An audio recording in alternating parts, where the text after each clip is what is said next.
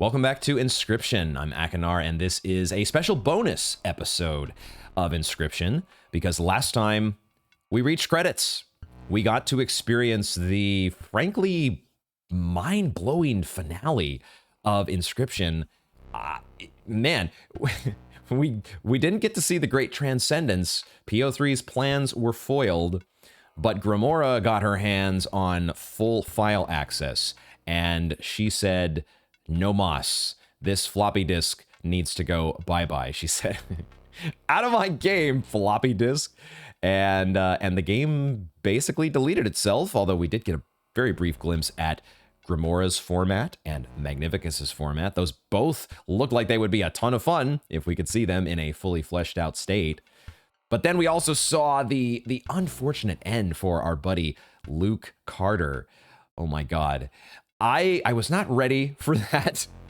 And frankly, it made me wonder whether the game had multiple endings, because it didn't feel like the most fantastic ending, if I'm being honest. So I actually reached out to my brother to ask him, hey, does Inscryption have multiple endings? And at first he said, yes, I think so. But then we dug into things a little bit more, and it does actually seem like there is only the one canonical ending that the game has. But there are things that we have missed along the way, and some of you have been hinting at this in the comments. There are secrets that have not been discovered and things that have not been done that could potentially add to the lore of the game. And I'm interested in discovering those things. Like I said last time, I just don't necessarily want a wiki-style explanation. But as we discussed, maybe we can put together a live stream where you all can nudge me in the right direction or help me with some gentle guidance to find the things that we've missed. I'm just a little unsure about maybe how long that would take. Do I need to replay through the game a second time, or are we talking about just a few things that we can jump around to and find within the course of a stream? Let me know. I would appreciate a little bit of guidance on this if y'all have it, without spoiling things, of course.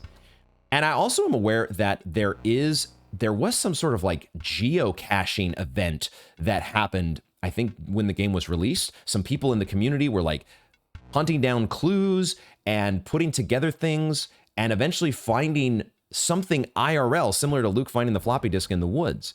And I don't know all the details on that, but apparently there are YouTube videos that document this. So maybe we could do some sort of a reaction to one of those videos. Let me know if you all have suggestions for the video that we would want to check out. And maybe we could even do that as part of the same live stream. I don't know. I still want to experience things in the game and do it in the right way. So let me know what you all think. For today, though, we are going to be delving into Kaycee's mod. I want to see what this is all about. So let's take a look. And I did also ask my brother if he had any idea how long, how many episodes worth of content we might be able to get out of Kaycee's mod. And well, he said maybe it might be more than one. You might be able to get at least a couple episodes out of this. We'll see how it goes. It sounds like maybe it's not just a small little side game. There are stats and unlocks, which I'm curious to look at here. Let's look at stats. Are we actually going to be playing through the game again in a completely modded mode? Like this screen here makes it feel like we're going to be playing like the entire game, but in an 8-bit version. Unlocks. Cards. Cards unlocked. Okay, I have no cards unlocked. So, I don't know. Maybe it is a completely...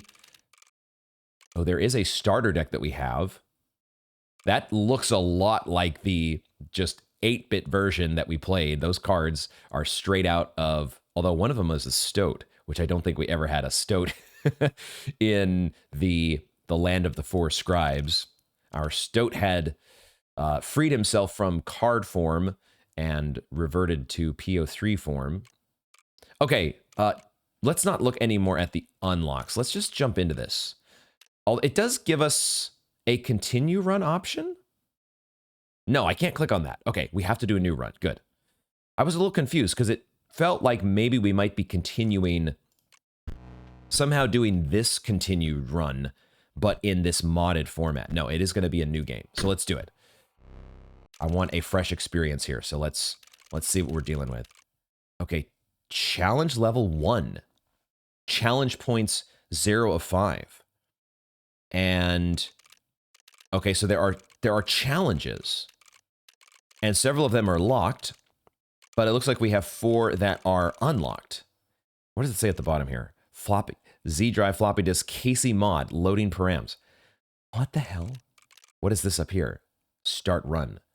So we have to select our deck first and then start run. What do we have? Assuming these are, well, maybe they're not starter decks. I thought for a second these might be starter decks, but it looks like these are challenges. Let's read. No hook. You do not start with the fish hook item, plus 5 challenge points. Okay, the fish hook item was the one we got from the angler that lets us steal a minion or a card. No clover. You may not re-roll card choices. Oh, is that what the clover does? We got this clover from that special little side area that we found with the angler and the bridge fixer. And then I picked up the clover and we had it going into a fight, but then it went away and it felt like I hadn't used it. And maybe I didn't use it. It felt like I missed my chance to use it. So I'm not totally sure about the clover, but we can actually, it's a challenge here to start without it. Smaller backpack. Your pack can hold 1 less item. Excuse me for a second. I really had to clear my throat there, getting the voice warmed up this morning. Okay, hopefully we're good to go here. Smaller backpack. Your pack can only hold 1 less, can hold 1 less item.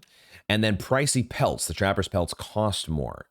Okay, let's just start with the first one here. If we're going to be going through each of these, this is, let's just go one at a time. Start with the first one, quote unquote. Level requirements met, 5 challenge points added, no hook enabled.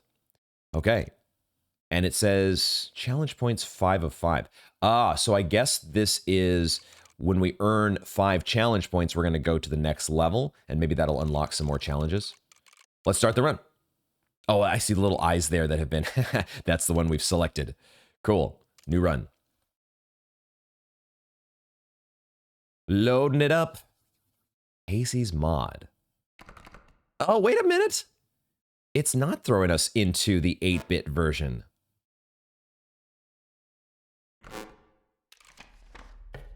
We are actually starting in Leshy's cabin. Oh, that is so cool. I'm actually excited about that because this is a mode that I've been wanting to go back and play. We are starting with 2 rabbit pelts in our deck, though. That's a little scary. Stoat, bullfrog, and wolf, plus 2 rabbit pelts. Okay, cool. We're playing this mode again. Awesome. This is very unexpected, but a wonderful unexpected surprise.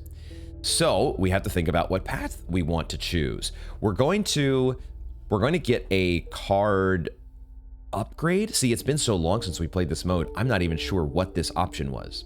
I know that this is where we fill up our items, and I know this is a campfire, and then I know the trapper's over here, and then we've got a campfire here. Why can I not see the icon for this floor on the left-hand side? Am I tripping there? There's a shadow, but I don't think there is an icon for whatever this stop is over here, even though we can see the campfire at the very top. Okay, what items do I have? I have a squirrel and a pliers. Okay. I mean, let's go to the first option and then we can think about what we... Oh, it is just the trader. Okay, so we can trade in the pelts immediately. Got it. That's nice. That's the trader icon. I completely forgot that. All right, what do you have for me? What do you have for me? some expensive cards. We could get something. Well, the Moose Buck is cool, but I'm not sure about it. I'm not sure I love the Great White.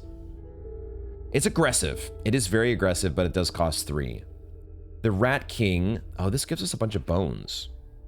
We don't have bones cards at the moment. We could take a bones card, Turkey Vulture, but very expensive.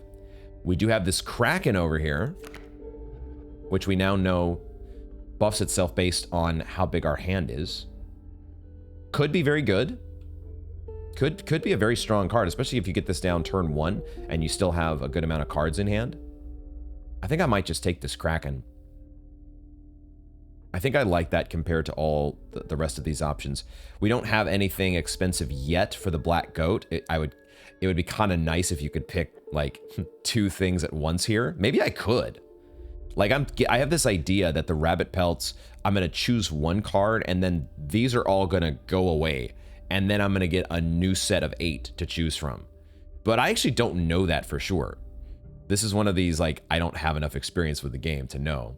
What should I do here? I'm gonna take the safe pick though and choose the tentacles. Okay, so it did actually. All right, see, I don't know until I actually do it because I feel like this is the first time that we've had the option at the trader to have 2 rabbit pelts or pick 2 rabbit pelt cards. So we could have picked the buck and the goat, and that would actually have been pretty powerful, to be honest. That would have been a pretty powerful choice here, or in the early stages when your deck is very small and you can almost guarantee to have the Black Goat and the Moose Buck together. All right, well, we didn't end up with that. I guess you could have also said, let's take the Rat King plus the Turkey Vulture. You can choose, that is the one powerful thing about having multiple pelts, I guess, is you can have a little bit better chance to choose cards that synergize well.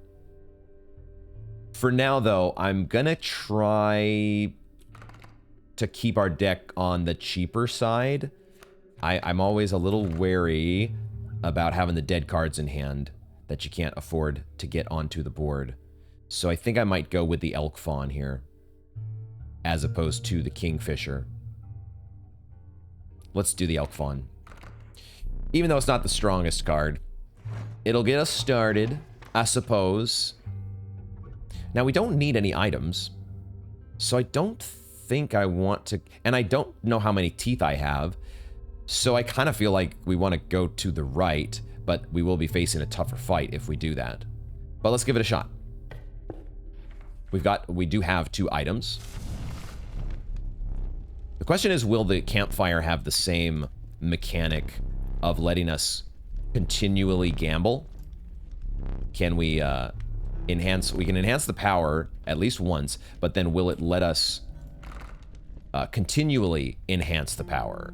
Now, he's not letting us choose the, I guess that would be kind of silly to choose the tentacles, because your power is determined by the cards in your hand. You can't add any more on top of that. But also, yeah, I guess these are the only options then if you're not doing the tentacles, because we've only have 5 cards in our deck. So I guess I put this on the Elk Fawn, because the Elk Fawn's going to transform, right? And then it'll have the extra power when it turns into the 4 health elk. So I think I like transforming the elk at least once. Let's see if it lets us go more. It is going to give us another chance to push our luck. I think I will, because if I lose the Elk Fawn, not the end of the world. And now that I end up with a 3 power Elk Fawn, I think that's where I'm going to stop, because that's a pretty good upgrade. We're going to... Oh, it's actually not even giving us the chance. So I thought we had a chance to gamble a 3rd time at the campfire previously. Am I making that up? In either case, the game has made the decision for me. What do we have? Birds and Guardian. Raven Egg plus Guardian. I mean, that could be very good, actually. That could be very good for us, because he's got flyers that don't interact with our board. We're going to be able to pull them into the space, a space that we want to to kill them more easily, right? Now, the Raven Egg coming down, we should be able to deal with, because we can just play the Elk Fawn. We can put it actually here on the left-hand side. We might be able to get a pretty... Well, I don't know. Do I actually want to... Is the Raven Egg going to hatch right away? That's the thing I don't know for sure. I don't know. I don't remember if the Raven Egg hatches right away as soon as it hits the board. Because I think it takes a turn, doesn't it? But I'm not going to be able to... No matter what happens here, I was thinking if I put the Fawn down in the second lane, it could hit for 3, and then it could move here and hit for 4 the next turn. But the problem is the Mole is going to block it no matter what. So I think if I'm going to have to kill one of his minions, I'd rather kill the Flyer that's hitting my face. So let's sacrifice the Squirrel and put the Elk Fawn here so that it moves to this square. And that will be our turn. Now, we could potentially use a Squirrel to get another minion in play, but I don't think we have to here. I think I'm fine with what we've got at the moment. Get the scales tilted nicely. Okay, and the Raven Egg does take a turn to hatch. So that's good. We get this out of here, and he doesn't have anything else coming down onto the board. So that's good for us. So why don't we draw... I don't think I need to play anything here. But at the same time, if I do play something, I'm chipping away at the Mole. So maybe I do draw a Squirrel just to start chipping away at this Mole. I'll do it. I will put the Stoat. Oh, God, I forgot about that. I forgot about that business. Damn it, the Guardian. Shit. But at the same time, actually, did I just win? Never mind, I just won. I just won. Because I forgot how the game works. Inscryption's hard, guys. It's there's too many things to keep track of. And we're back in Leshy's cabin here. Oh, but then, of course, I don't win because of the Mole. Okay, all right. Whatever, it's fine. At least we're not dying to this Raven because we did some face damage beforehand. Let me go ahead and draw from my deck. I'm not desperate to play this. Well, we're gonna actually win. Never mind. I will play the Bullfrog. Because this is gonna move wherever I put the Bullfrog, which is fine. Or the Squirrel. And then our Stoat and our Elk will hit for lethal. Okay. But fair enough. Fair enough. Get out of here. Okay, not the most potent combination of Guardian versus Flyer, but still one that threw me for a momentary loop. Got to be ready for these things. Oh. Okay, so the Clover is in this mode. It's yeah, of course. It said that was one of the challenges is not starting with the Clover. So it makes me wonder, I must have completely missed the Clover in Leshy's cabin to begin with. Maybe the Clover was in that final... Can we actually get up from the table here? Not at the moment. Maybe it was in that final drawer that we never opened. That puzzle that we didn't solve that was over next to Leshy. So this is a re-roll, right? I think that's what we got from the... It gives us the chance to re-roll these options if we don't like these. We get a Moose, Grizzly, and Wolf. Okay, so there's going to be an expensive card that goes in our deck, but if we want, we can take a duplicate, which would let us get to the Mycologists with an option. I wouldn't mind that. The Wolf is still... I think I would probably pick the Wolf here if I'm not going to do the Lucky Clover. Because the Wolf, I don't know, it's still a 2-mana card, and it's a bit tough to get into play. I don't really love any of these. I kind of maybe want to use my Clover here, but this might be too early of a Clover. Like, I don't know how far we're going in this run. It looked like we were starting in the snow line, so I don't know how far we have to make it, how liberally I should spend my items like this. I'll take the Wolf. I will take... We didn't see the Mycologist coming up, though, did we? So, I don't know. I'm going to use the reroll. Let's start over. Moose buck again. Okay, but then you did give me the goat. And now a bloodhound. Do we take the goat so that we can pick one of the 3 drops the next time we get it offered? Which comes first? The chicken or the egg? You kind of need them both, because if I put one of these in now, it's going to make the deck a bit weaker in the short term. I don't know, but I also don't really love the bloodhound. But it's definitely better. It's as a 2-3 stat line is much better than the 2-2 stat line of the Bolthound. So maybe we'll take the blood. I'll go with the Bloodhound. I'll go with it. Don't love any of the choices. Yeah, there's no mycologist here at all. Ooh, what's this? The pickaxe. This is something with the prospector, but I forget what that was. It's so fun to be playing this game mode again. Even if it is just, well, if it's the fact that it's slightly modified maybe even makes it more fun. Okay, more starving campfire goers and another power enhancement. Let's see who we choose this time. Interestingly, it would let us continue to choose the elk fawn, but I think I want to get my stoat. Let's get our 1-drops. I mean, if I'm going to upgrade my stoat, maybe I should just upgrade the bullfrog because it has reach. I think I'll upgrade the stoat. I want to make my 1-drops potent. Give them a little more. I'm going to push my luck too, I think. Because if the stoat goes away, you know, it is what it is. We're getting lucky. We're getting lucky here. Okay. And then, okay, maybe it only does give you the 1 additional reroll. I guess maybe it would be too overpowered if it just lets you keep rolling and eventually delete a card from your deck guaranteed. More or less guaranteed. Another tough fight, another elite fight here. We get the same combination again, though. Flyers plus Guardian. And the same Raven Egg plus Mole combination. Hopefully this time, I will be able to figure out how this works.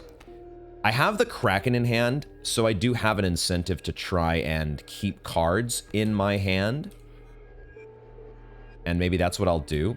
We might play this a little bit more slowly.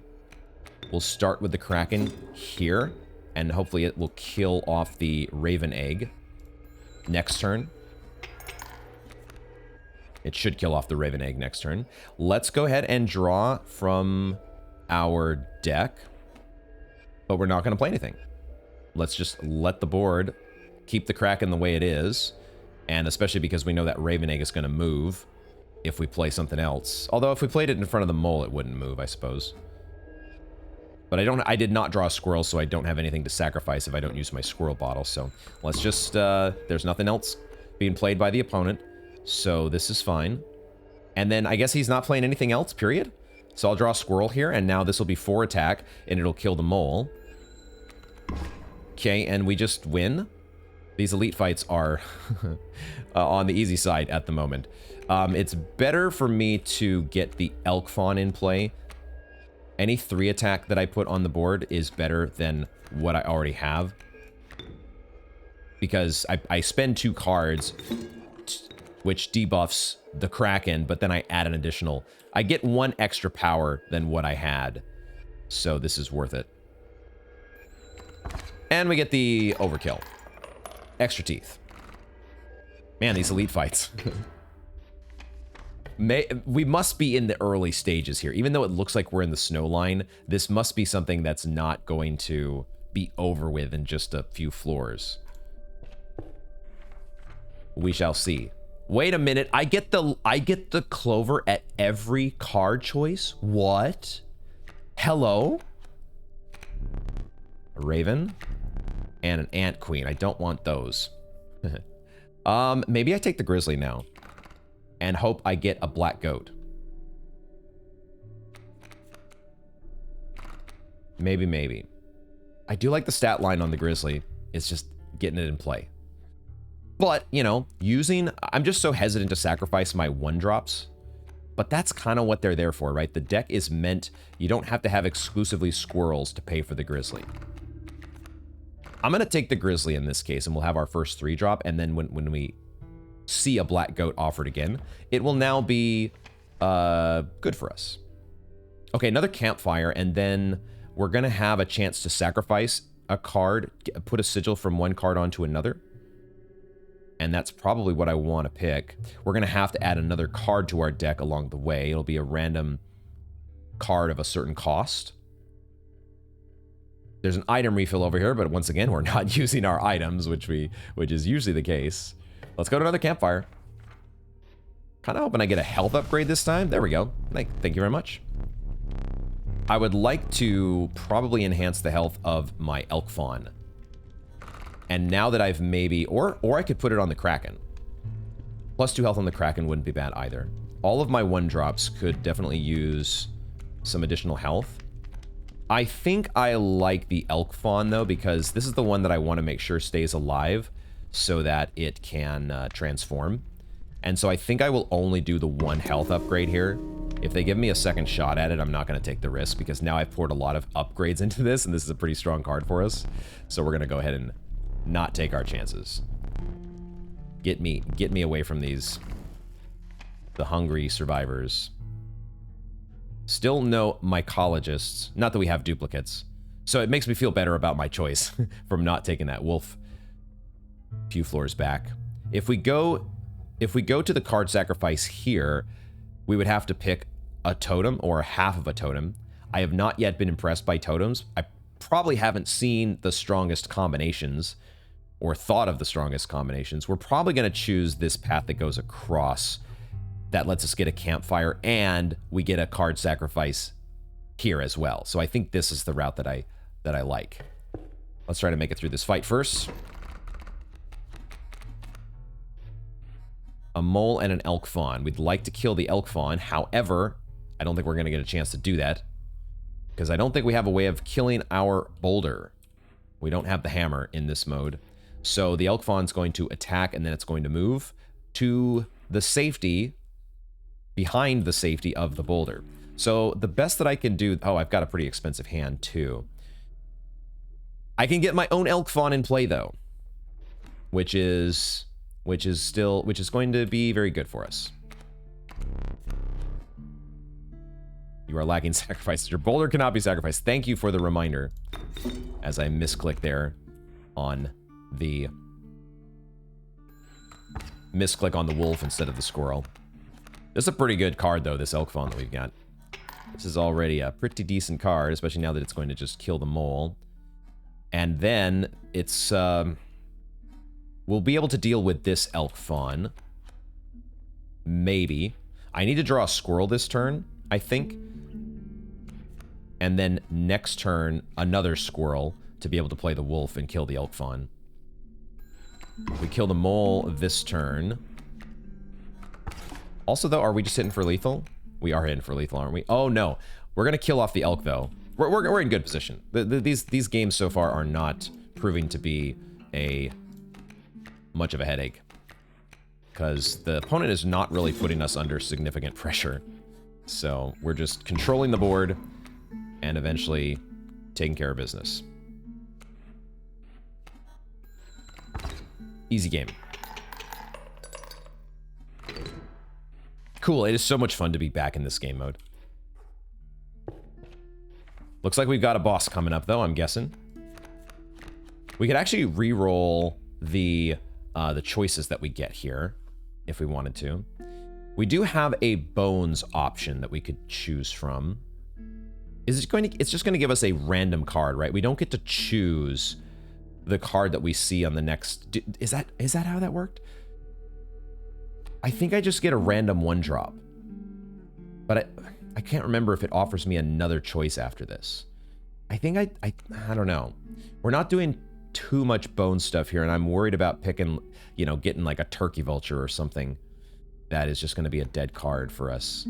So I think I'm just going to take the safe option here and get the cheaper card. Yeah. Ringworm. The underappreciated ringworm. Its value is not readily apparent. Okay, this is the first time I think that we have chosen this card. Although, haven't we seen the opponent play this card? I just don't remember what it does. There's got to be something more to it because it's such a terrible card on its face. But I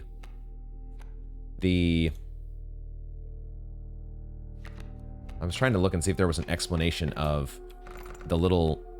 No, these are all... Okay, the little claw that's next to the power symbol is the same on every card. I thought for some reason it was different on the ringworm.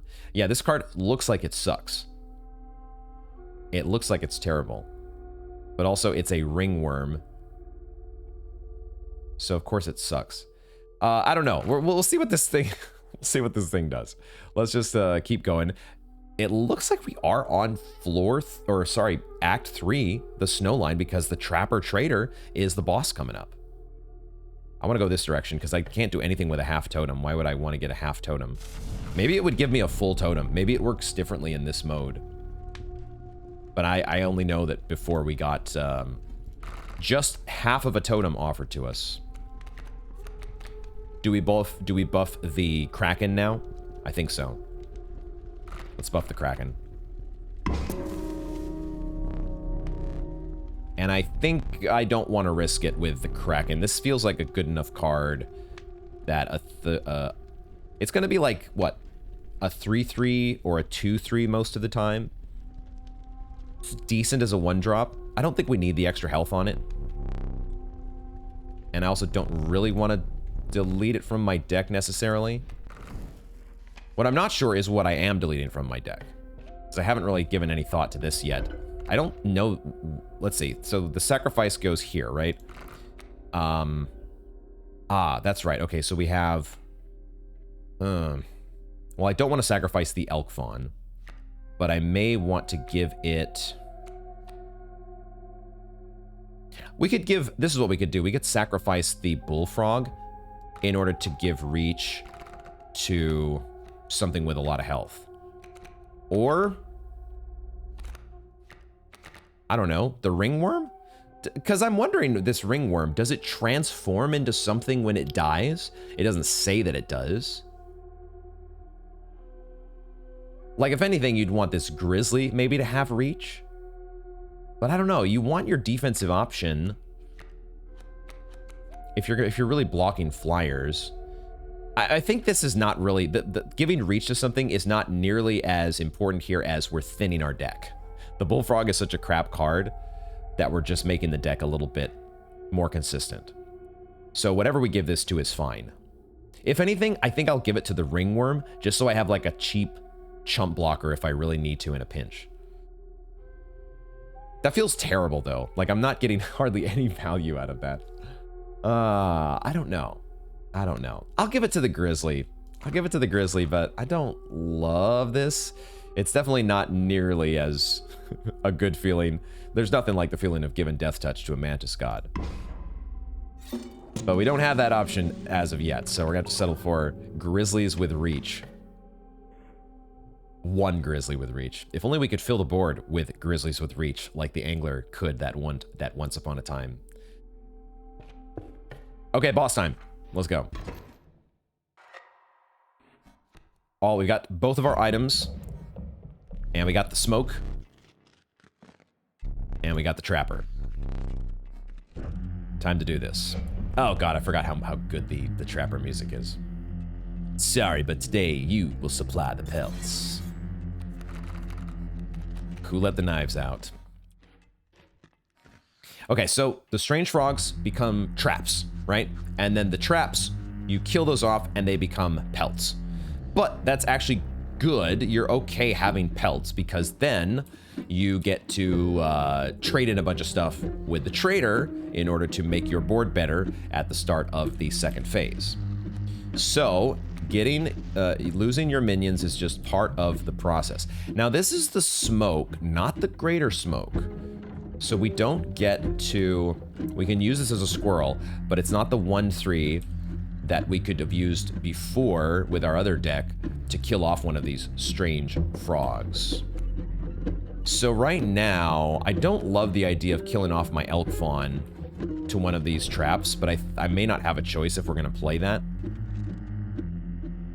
The only thing is that it is going to move down the line, right? It's going to move down the line and spring all the traps. So I guess that's what we're doing. I guess that's what we're doing. At the same time, I could put a wolf in play, right? Or I could just do nothing. I could do absolutely nothing. I would take 3 if I did absolutely nothing, though. That's the problem. So I kind of need to play something. And I think I will play the Elk Fawn. Let's start killing off. It's kind of cool that the Elk Fawn kills one of these and then moves on. I think that works to our advantage here.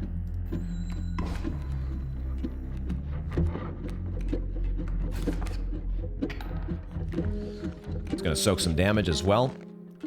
So now we draw squirrels, right? Do we? I think maybe actually draw into my deck, because these bigger minions are... I'd like to save this grizzly for the second phase. I don't want it to get eaten by a trap. We want to use our dinky 1-drops to eat the traps, right? And maybe if I'd have thought about it, I might have held on to that bullfrog a little longer. I hope I'm not going to regret losing my bullfrog. So now I might have to settle for a Kraken killing off one of these traps. Why does he have a rabbit coming down, though?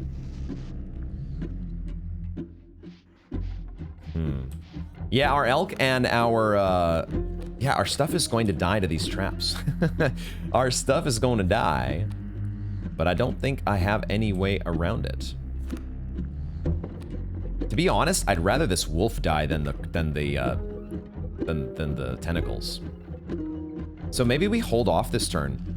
Maybe we don't do anything because the elk kills the bullfrog and then it moves over here to soak the damage from the strange frog. Let's just chill.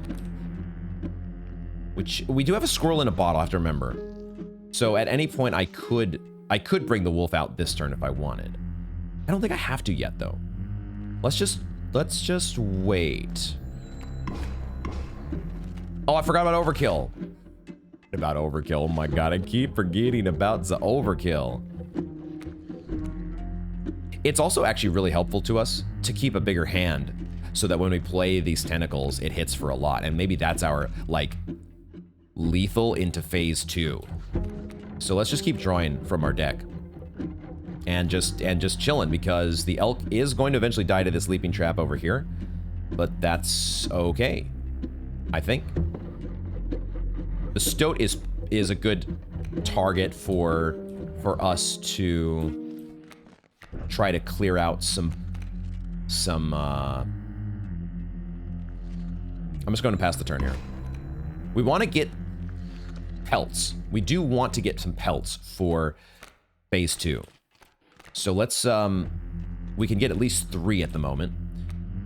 Let's draw another squirrel here, because now I am going to play a squirrel plus a stoat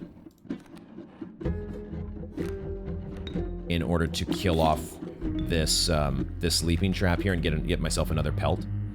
He's not playing anything else yet.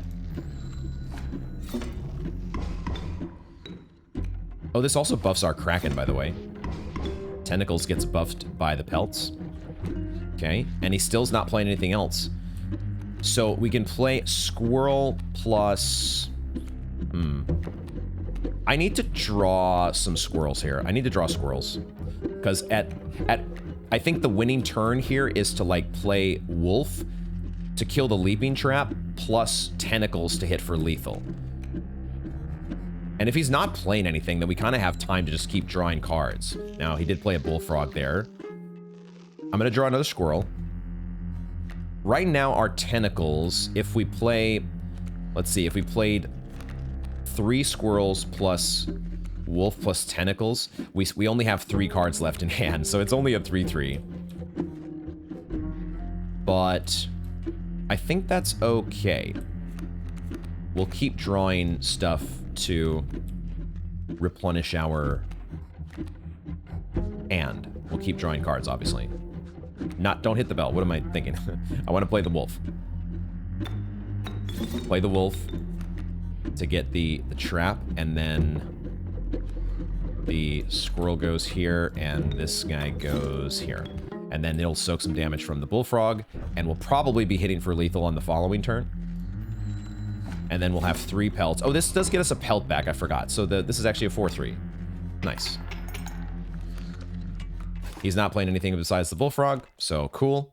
Let's just draw squirrels so we can play our grizzly at some point. Keep drawing squirrels. And then there's nothing else we can do. Unless we wanted to sacrifice this somehow. But if I sacrifice it, then I'm playing the grizzly, which means we're still hitting for lethal, so we might as well just leave what is there on the board. And now we transition into the trader phase. Presumably. Maybe there's a difference here in this mode. Exquisite pelts, but the cycle must continue. Flip that mask around. There you go. Time to trade. So cool. Oh, and he gives us an extra pelt. So we do end up with 4 pelts to be able to completely even out the board. Powerful cards. I will accept only the finest pelts for them. Trade for what you can, but know this, the rest will stay and fight for me. What do we want to leave? No. God damn it. I thought I needed to click to get rid of the text. Okay, I guess I have a ringworm, guys. Shit. I guess I have a ringworm. God damn it. I don't mind. Okay, I think I definitely want to take this river otter out of here. A death touch that I can't interact with. That seems like that should go to my side of the board. The worker ant, on the other hand, I think I'm definitely taking this river otter. The worker ant is a bit annoying because it does have waterborne. So I kind of almost just want to leave. He's got 3 waterborns here, though. The kingfisher, though, hits face. I think I take the kingfisher just so it's not hitting me. And then the rest of the stuff here, I'm not super scared of. So I can kind of just take what I want. I could take the mole. That's the most annoying blocker against him. I think I like the mole. That's going to save me the most face damage, probably. What do we have here? We do have some squirrels to be able to play quickly. So let's take the mole. It's going to just make his board a little bit more aggressive to start. Like, the cards that we take from the back line could be delayed a turn, would be delayed a turn. But I think we can still, if we're playing the mole, then we're going to be doing a lot of blocking anyways. I think it's fine. Yeah, whatever. You would have chosen differently. I don't give a crap, frankly. I frankly don't give a crap. The ringworm with Hefty. What the hell is this going to do? What the heck is this going to do? I feel like I'm going to actually block with this thing just to see what it does. So I'm still going to draw another squirrel here because we need lots of squirrels for this hand. We don't need to play the river otter yet. It would be nice. Our 8-2, I guess, is actually going to hang around. It's gonna go to kill this skink. The skink is going to move over here. Oh, can we actually kill the river otter this turn? I didn't realize that. It's not submerged yet, is it? So the very first turn that it's on the board, it's in play. So I actually do want to kill it, don't I? But the only thing that I really have to kill it with is the grizzly. Maybe I should just play the grizzly. In that case. I'm curious to see what this ringworm does, but playing a grizzly this turn, it puts him under so much pressure. Although it does reduce the damage from our tentacles, but at the same time, we're not pushing this face anyways. So let's get our grizzly down.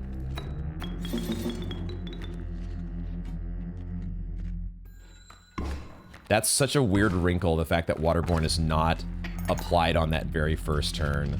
Okay, I think we just win. I'll draw a squirrel, but I don't think it matters. Although I guess we can push 1 additional lethal because we have a flyer.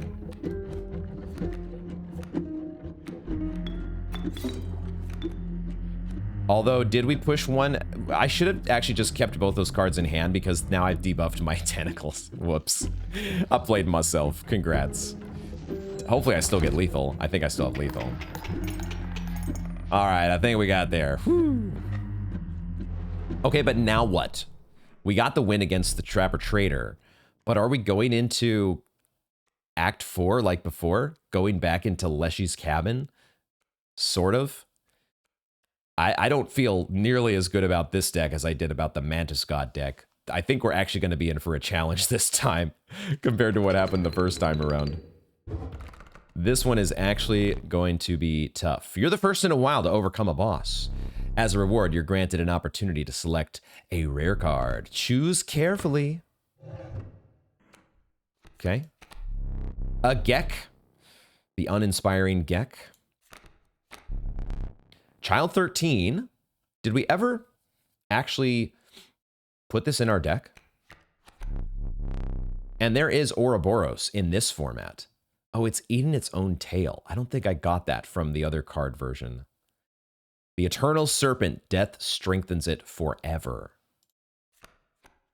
So an unkillable 2-mana 1/1. Is that good? Many lives. I kind of probably need to pick the Child 13. Just because we're starting to get a more expensive deck. We got 2 2-drops and a 3-drop. Wouldn't mind having the Child 13. The Gek, just a 0-mana 1/1, is not terrible. I know some people in the comments were throwing some love in the Gek's direction. We have picked it before, though, I think. I'm not sure if we picked Child 13. That's kind of the one that I'm leaning towards here. I think this is the one that our deck wants. Let's go with Child 13. Just to be able to pay for our stuff, you know? Okay, where are we going? Oh. So is it just doing these in a random order? Are we doing each of the acts in a random order? Is that what's going on? The rank smell of rot and mold permeated the humid air. Every step forward was answered by some nearby slip or slither. You tread cautiously into the wetlands. We did the snow line first, and now we're doing the wetlands. Interesting. I think I like this left-hand side of the board. Get ourselves a boon, potentially, by passing a trial. Then we sacrifice a card. Could potentially sacrifice the Child 13 and give that to the Ringworm. Make the Ringworm our many lives. Or we could give many lives to something stronger, right? Something that we want to play on the board, but then we can also just use it to be able to sacrifice. That's probably what you're supposed to use this Child 13 for. Or the cat. Put many lives on something that's probably going to stick around for a while. The Elk Fawn might be the best target because it's going to turn into that 4 health minion. That could be a good play. Then we go through a fight, and then maybe... We wouldn't really want to go to the Mycologists, though, would we? Would the Mycologists... What do they do if you don't have duplicates? I forget. I think they let you add a card to your deck, don't they? So we wouldn't want to go in that direction, I don't think. We'd probably want to go over here to another sacrifice. Yeah, because if we go to the right-hand side to add a card now, we don't get the choice to go to the Mycologists. So I think we go left. See if we can pass a trial. See what our deck is most equipped for. The Trial of Blood. Combined cost must be at least 4 blood. We could potentially do that one. We just need to get 1 2-drop, basically, right? Trial of Kin. 2 of the 3 drawn cards must be kin. Or I guess that, okay, from the same family, right? I don't have to check and see what our tribal synergy looks like. And the Trial of Wisdom. 3 drawn cards must have at least 3 sigils. I don't love our chances with the sigils trial. There's a lot of cards that don't have sigils. I think I like our chances with the blood. Every card in our deck costs at least 1. And then, like, it feels like we would have to be very unlucky to miss. We just need to get either a wolf, a bloodhound, or a grizzly to be drawn. So obviously there are some cases where we would draw 3 1-drops. It could happen. Now what about kin? We have a wolf and a bloodhound that are the same clan, and then the elk fawn and the child 13 are the same, but otherwise we don't have clan synergies. I think our best bet is just to go with the Trial of Blood and hope. Hope and pray. Let's do it. Grizzly, first one right off the top. Easy game. Cool. All right, do we get our minor... Wait, do we get to choose our boon?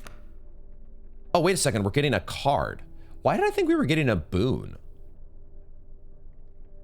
That's a different event where we actually sacrifice a card, isn't it? You sacrifice a card to the Boon Lord or the Bone Lord. Bone Lord? Boon Lord? We're get a chance at a Mantis God, or no, it's not a Mantis God, it's a Mantis. Or a Bullfrog, or a Raven Egg, but these are all buffed versions.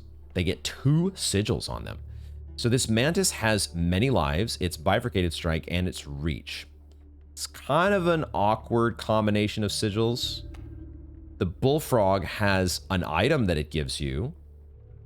So a 1-mana item giver, but then it moves. And then the Raven Egg transforms. It also has Hefty, and it does give a rabbit in exchange. I don't love these minions that move, though. Why do you have to move on me? I guess it came in pretty handy with the elk fawn that was able to move down the line to kill the traps. So sometimes it is helpful. Hefty pushes everything around. A flyer, though, that replenishes itself, that gives you back a card in your hand, ain't bad, but you still have to get this to hatch. But then it's a 2/3 flyer, right? But it also has Hefty. The items, once again, we have not really been using, but we could be much more liberal with our item usage if we have a Bullfrog to replenish. Why don't we do that? Do I like that more than a Mantis that has many lives? Because we already picked the Child 13, I don't think that the additional many lives card is doing that much for us. So a bifurcated strike with reach, it's a 1 health minion. It just doesn't seem that powerful to me. I think I am more interested in the value from the item that we get. That seems pretty... let's do that. Let's take the Bullfrog. Let's take it. And now we will do what we were trying to do before, or talking about doing, which is, I think, sacrificing the Child 13. And we will power up the Elk Fawn. I like that idea, I think. It's the healthiest out of these minions. The one that's going to be the toughest to kill. So let's do it. Let's do it.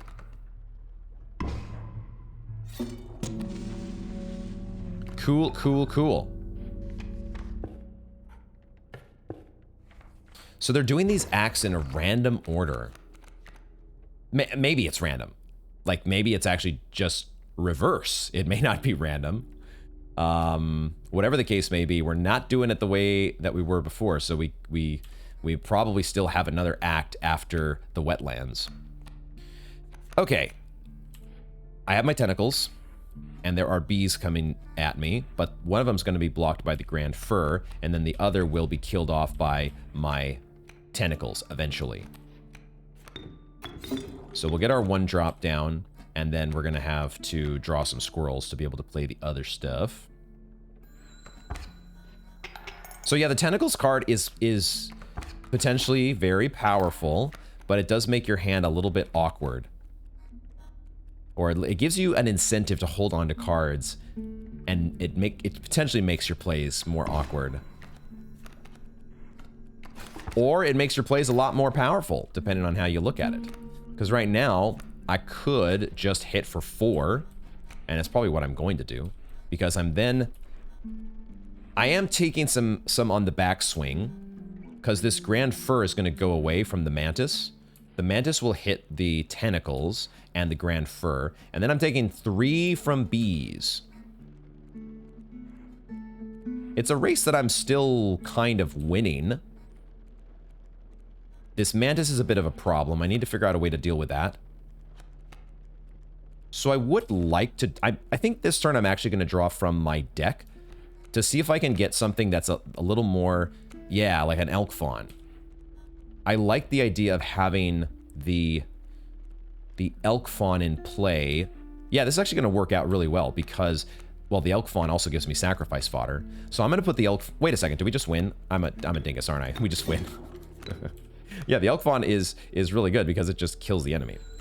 That's the other thing it's really good at. We don't get any extra teeth, but we just get to win. Because things could have gotten a little hairy there. Those were a lot of bees coming at us. A lot of bees. Don't want none of that beesness. Let's get on to, I think, this side of the board. We can't get any value out of the gynecologists. So, and there's just another card choice over here. I'm going to go this way so we can do another sacrifice. Even though it's really just thinning our deck. That's really what sacrifice is doing. It's because giving Guardian to something is whatever. We're just thinning our deck. But let's see what we get from this card choice. And we have a Clover to re-roll if we don't like it. Oh, now I get a duplicate. Now, oh, wait a second though. This is not a duplicate. This is something else. This is a 2-mana Tentacles card. And it has Bell Ringer? So this must be the it's the inky censored version here of the rulebook once again. But this must be the number of times that we've rung the bell. This thing gains a power every turn. So it starts as a... Well, you wouldn't play it on turn 1 because you don't have... Well, maybe...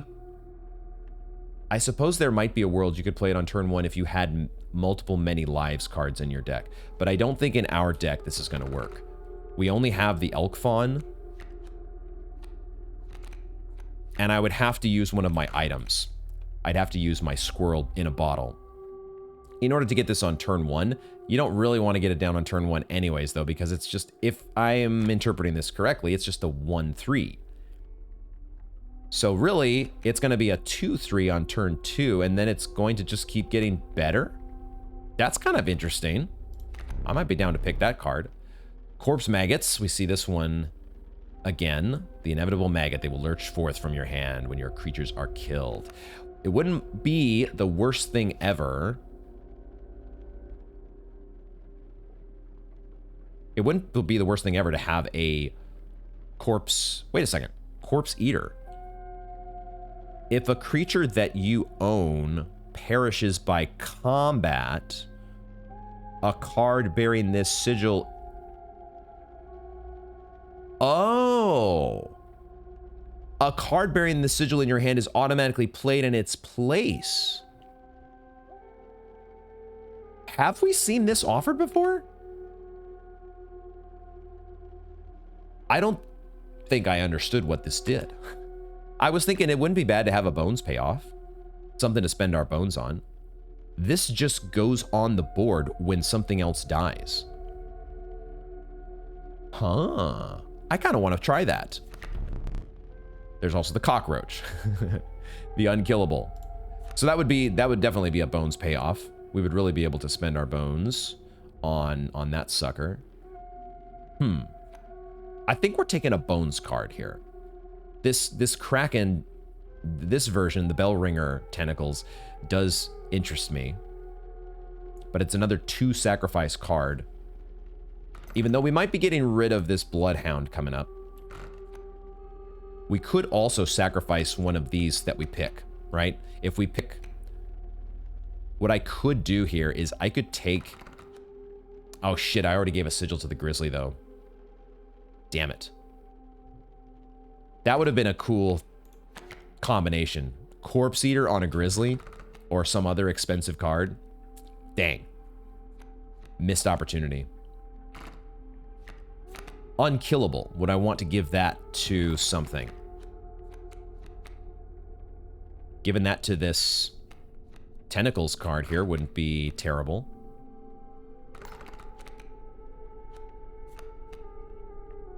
The unkillable tentacles.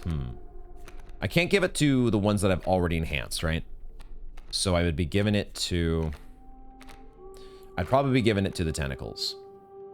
If that's what I want to do. Or I could give Corpse Eater to something. But not being able to give it to the Grizzly...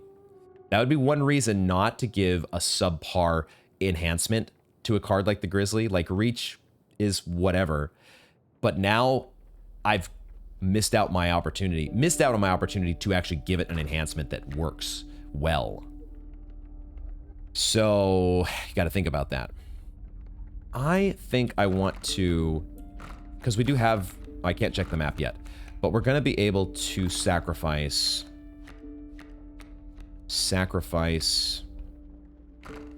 one of these, and I think it makes sense to take the cockroach. Let's make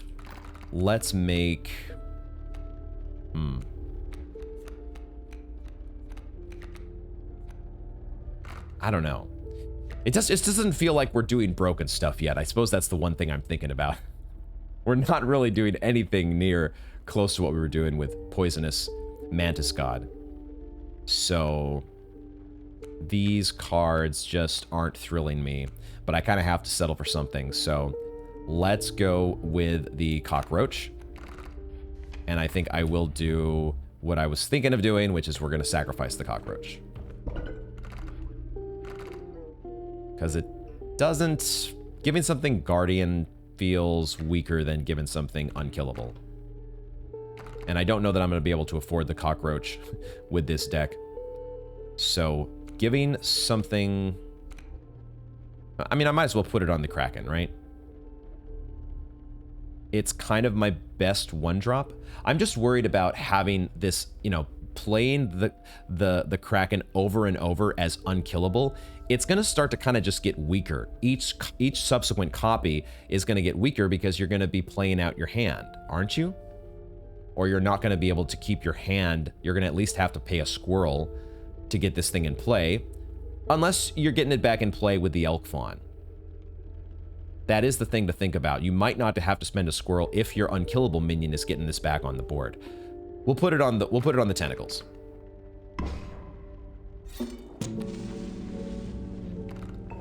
That seems okay-ish at the very least. Are we gonna go with Guardian Flyers once again? Oh, he's mixed it up on us. Okay. Things are gonna move around. We got the Sprinter. Is that what it's called? Sprinter? Sprinter Reptiles. Super scary. The Bullfrog that's gonna move around. Oh my god, whatever will I do? Okay, we can get a Stoat down, and I might as well get a Stoat down because I could potentially just win. Put the Stoat over here. Like, the Bullfrog is going to hit the stump. I think we just win. This is like a turn 1 lethal. It's not a turn 1 lethal, but we're basically winning in 2 turns. Because whatever he plays next turn is not going to come down right away. And so we just win. Fun game. Cool. That's what you get for having a 1-mana 3/2. SM Orc. I think we do another trial, probably. Because I don't want to add another card in my deck, and I don't need an item. Also, what is this? This is new. There's a paintbrush here. Are we going to be painting ourselves a card? I want to see what the new thing is. We're going this direction. We'll do a trial first, of course. Trial of Power this time. That's probably pretty good for us. No, we're never passing the Trial of Bones. And I don't think we're passing the Trial of Kin, so I almost don't even need to look at my deck. But yeah, it's just a question of how much does this count? In this trial, the tentacles might count as 0. But I think even with that, we got a Ringworm as well. There are some misses, but we only have to get to 4. I think we get here. We take this one. Okay, Trial of Power. Let it begin. Stoat, good. Bullfrog, we got there. Cool. Easy game. And now we get to add, potentially, a Raven that has Dam Builder. We've been offered a rare that does the dam building, but we didn't pick it. I don't remember what the rare was called. But this also gives us a rabbit in our hand. That's a pretty cool option. There's a lot of value in this kind of a card. It's like a flyer. It's an aggressive card, but it also puts down defense for you while you go face. Kind of down for that. A bat that has bifurcated and unkillable. Whoa. Well, if we wanted to take a bones payoff, this ain't bad. We kind of need something to spend our bones on. Maybe we take this card. And what's our third? The Sparrow. This seems pretty weak. I wouldn't take the Sparrow here. Bone King plus Thorns, Sharp Quills, and a Flyer. That's such a weird combination. It's between the Raven and the Bat. I think I like the Bat. This is a 4-power flyer. We wouldn't be able to play it early necessarily. We would have to wait a bit. But when it does come down later in the game, as a late game draw, this is really good. I'm going to take the Bat. I think I like it more than the Raven, because right now we just have enough expensive cards where, like, we've seen some hands where we've drawn turn 1 a 2-drop and a 3-drop, and we're just kind of sitting there like, what do I do with these? I want the Bat. That's going to be good value later in the game. Okay, what is this new option? Art school? Art class? Oh, shit. Is this what we missed? Mr. Goo is here. The mistake has showed up. Oh, no. I thought I had tossed this bottle in the river. No, no. I will make myself useful. I will paint, just like the master. Not as good as the master, no. I may make some errors. What shall I paint for you? Little dink, dink, dink. Okay, so presumably if we had actually clicked this guy off the shelf in Leshy's cabin, he would have been able to start making cards for us. Cool. Now, presumably the only thing I can click here, I can't interact with anything except for this. So I guess we have to click this. And it lets us choose a card in the deck. Okay. What am I doing with one of these cards in the deck? I don't know yet. So I don't know what I'm supposed to pick here. He's going to paint on one of my cards. So maybe I let him paint on the Elk Fawn. This is one of my better cards. I feel like I would want to get a better card powered up. But also there's a second, the other thing that there's an empty card over here on the left. So are we copying? He might be making a copy. Is that what he's doing? He's making a copy of a card? If he is making a copy, do I want to do the Elk Fawn? That's not a bad thing to copy. Having many lives allows us to get our Grizzly into play much more easily. We could also say that we'd like to have a copy of the Bullfrog for more items. I'm going to try the Elk Fawn, though. That feels like what we're doing. We're just making a copy of a card. I don't remember if we had a mycologist coming up. If we did have the mycologist coming up, what would be the best? The Kraken would not be a bad one to have a copy of in the deck. Although it kind of has the same... I don't know. If you got to combine... If you got to combine your Kraken, how would that work? My only uncertainty here is how does it work with card counter? I don't know that it would actually double the power. This might be an awkward thing to try to combine with the mycologists. I think the Elk Fawn is the one... It may not be making a copy here. I don't know for sure. But I think I want to do Elk Fawn. I think it's just going to duplicate it, though. Right? Huh. Yes. Let's see what I can do.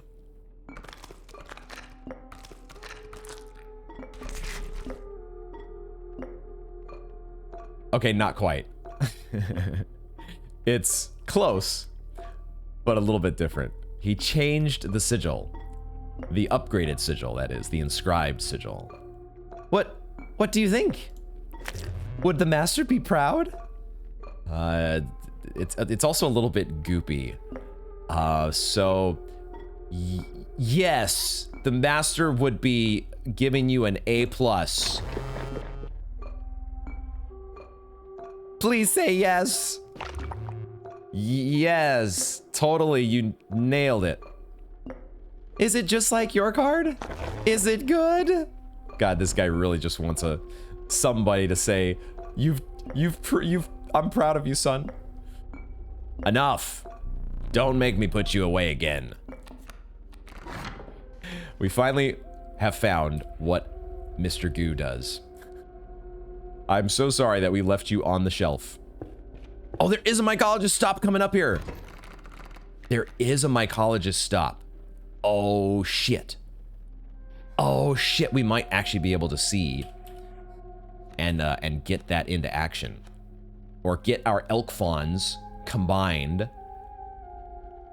But they have different sigils.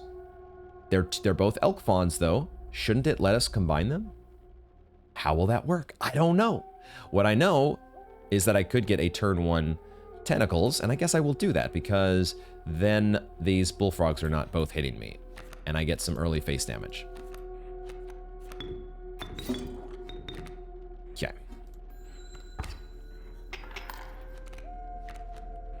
Ooh. The alphas are coming down. Leader. Oh, that's right. These are like dire wolf alphas. They buff the adjacent minions. That's pretty spicy and scary, because that means that my tentacles are dying. Yes, they're unkillable, but it also means that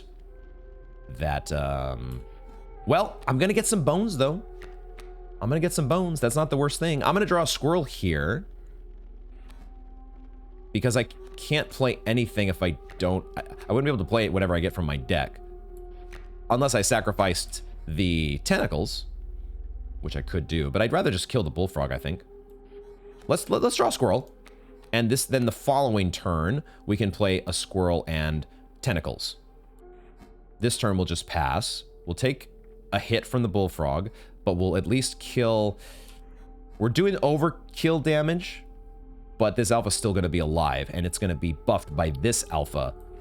They're buffing each other, which is scary. So that is going to kill my Kraken, and it buffed the bullfrog, so I'm actually taking 2 from that. So things are a little bit dicey at the moment. But I will have a 3 attack. Interesting. I can kill the rattler and the bullfrog here with my... I can draw... I think I'm going to draw another squirrel. And then I can play squirrel plus tentacle. I'll have 3 cards in hand. The 3 damage from the tentacles will kill bullfrog plus rattler. Cool. Okay.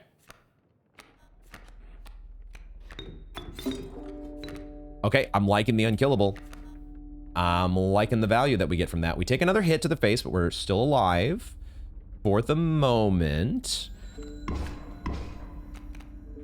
There's another rattler coming down. Jesus. Okay, but we have a bat. We do have a bat, which I can play. I have 4 bones. And that will do some face damage. Will it do enough face damage? Not quite. And then my bat's gonna die. And then my Kraken is also gonna die to this rattler. This is not looking great. I don't love our situation here. What I could do is I could play a grizzly this turn to kill this alpha. And I think I probably need to do that because these alphas buffing each other is really not great. I could also, though, play the grizzly over here to kill the alpha plus the adder. I would have to sacrifice my Kraken, though, right? If I'm playing the grizzly this turn, unless I use the item. Maybe I use an item here. I can't check the board to see if I'm replenishing my items, but so theoretically there's a leapfrog in the deck. Bullfrog. There's a frog that gives us another item. I think this might be a spot where I want to use a squirrel. because I kind of want to push the... Well, yeah, I really need to. I better not actually sacrifice this. If I sacrifice this Kraken, I'm dead. So I need to... How do I best do this? How do I best do this? Do I actually... Can I actually win if I... Oh, I actually do win if I draw a squirrel here. I'm gonna draw a squirrel. And then if I sacrifice this Kraken along with 2 squirrels to play a grizzly in this lane, and then I play the bat in this lane, now I'm doing 8 damage, and it's exact lethal. I think we're good. I think we have exactsies. Hopefully, if I don't screw this up. I think we got this, though.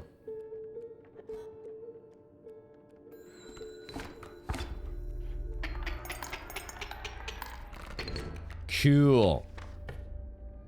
Right on. Sweet. Maybe I could have done that in a way where I maybe could have been greedy there because the grizzly was on the board actually blocking the adder. Maybe I didn't have to play the bat straight away. But I think it's fine the way we did it. We're gonna try to go to the mycologist because we get another chance to potentially take a duplicate here. And I think I like that over another sacrifice. Like, the only thing that I'm sacrificing here would be the Bloodhound and giving it to, like, the Stoat or the Wolf. It would thin my deck, right? I would have the Bloodhound out of the deck, which wouldn't be the worst. But I can thin the deck by going to the mycologist as well, so we might as well do that. And then we get a sacrifice at the other end. So this works out either way, I think. Let's see if we get another duplicate option, though. The Stalwart Snapper, or River Snapper, I don't think I want to take. A regular old Mantis, I don't think I want to take. A Cockroach, we could take for just the sacrifice fodder, like we did before. We could give Unkillable to something else. We're going to have so much Unkillable stuff, though, that we can't actually afford. That's the thing, right? But having Unkillable makes your Krakens better. That is something to think about. It wouldn't be the worst. I could also take the Mantis to give something Bifurcated Strike. That wouldn't be the worst to give to a Stoat. Maybe I should do that. Take the Mantis so the Stoat can hit for 6 on turn 1. There's a turn 1 lethal. Let's do that, actually. Give ourselves options to just win. And now I think we should be able to combine this Elk Fawn. Will this work the way that I think it does? Experiments far from... We are not welcome elsewhere. We will experiment on your flock. 2 of the same creatures. I think I have that. Do I have that? I do. I just don't know exactly what's going to happen to these sigils. Do I get both of them? I hope I get both of them. I'm going to try it and see. If we don't get both of them, then Sag. I don't know how this is going to work. But I like the idea of having a 6/6 on turn 1. That's almost as good as Steve. And it's going to turn into a 7 power. It's going to be better than Steve after turn 1. Let's go. I think this could get messy. Look away. Don't watch. My poor card. It did get both sigils. Whoa. Okay. All right.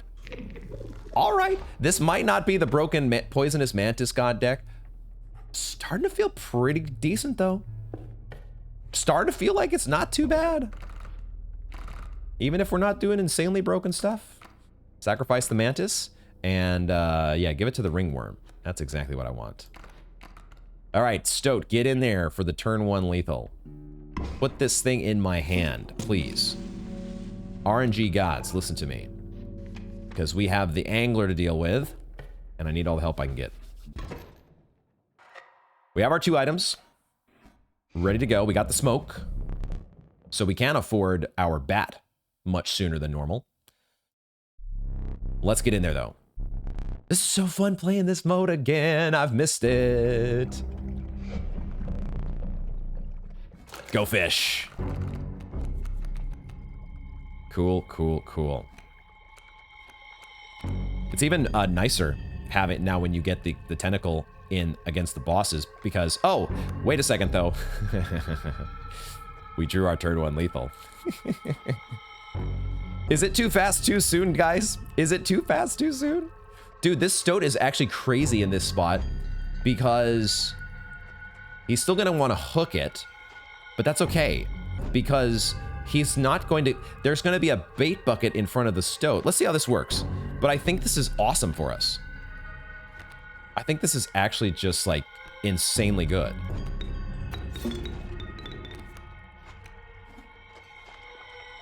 I don't think I need to play anything else. Let's just go with the lethal. No need to get overkill yet. Don't want to spawn more bait buckets than we need to. Go fish.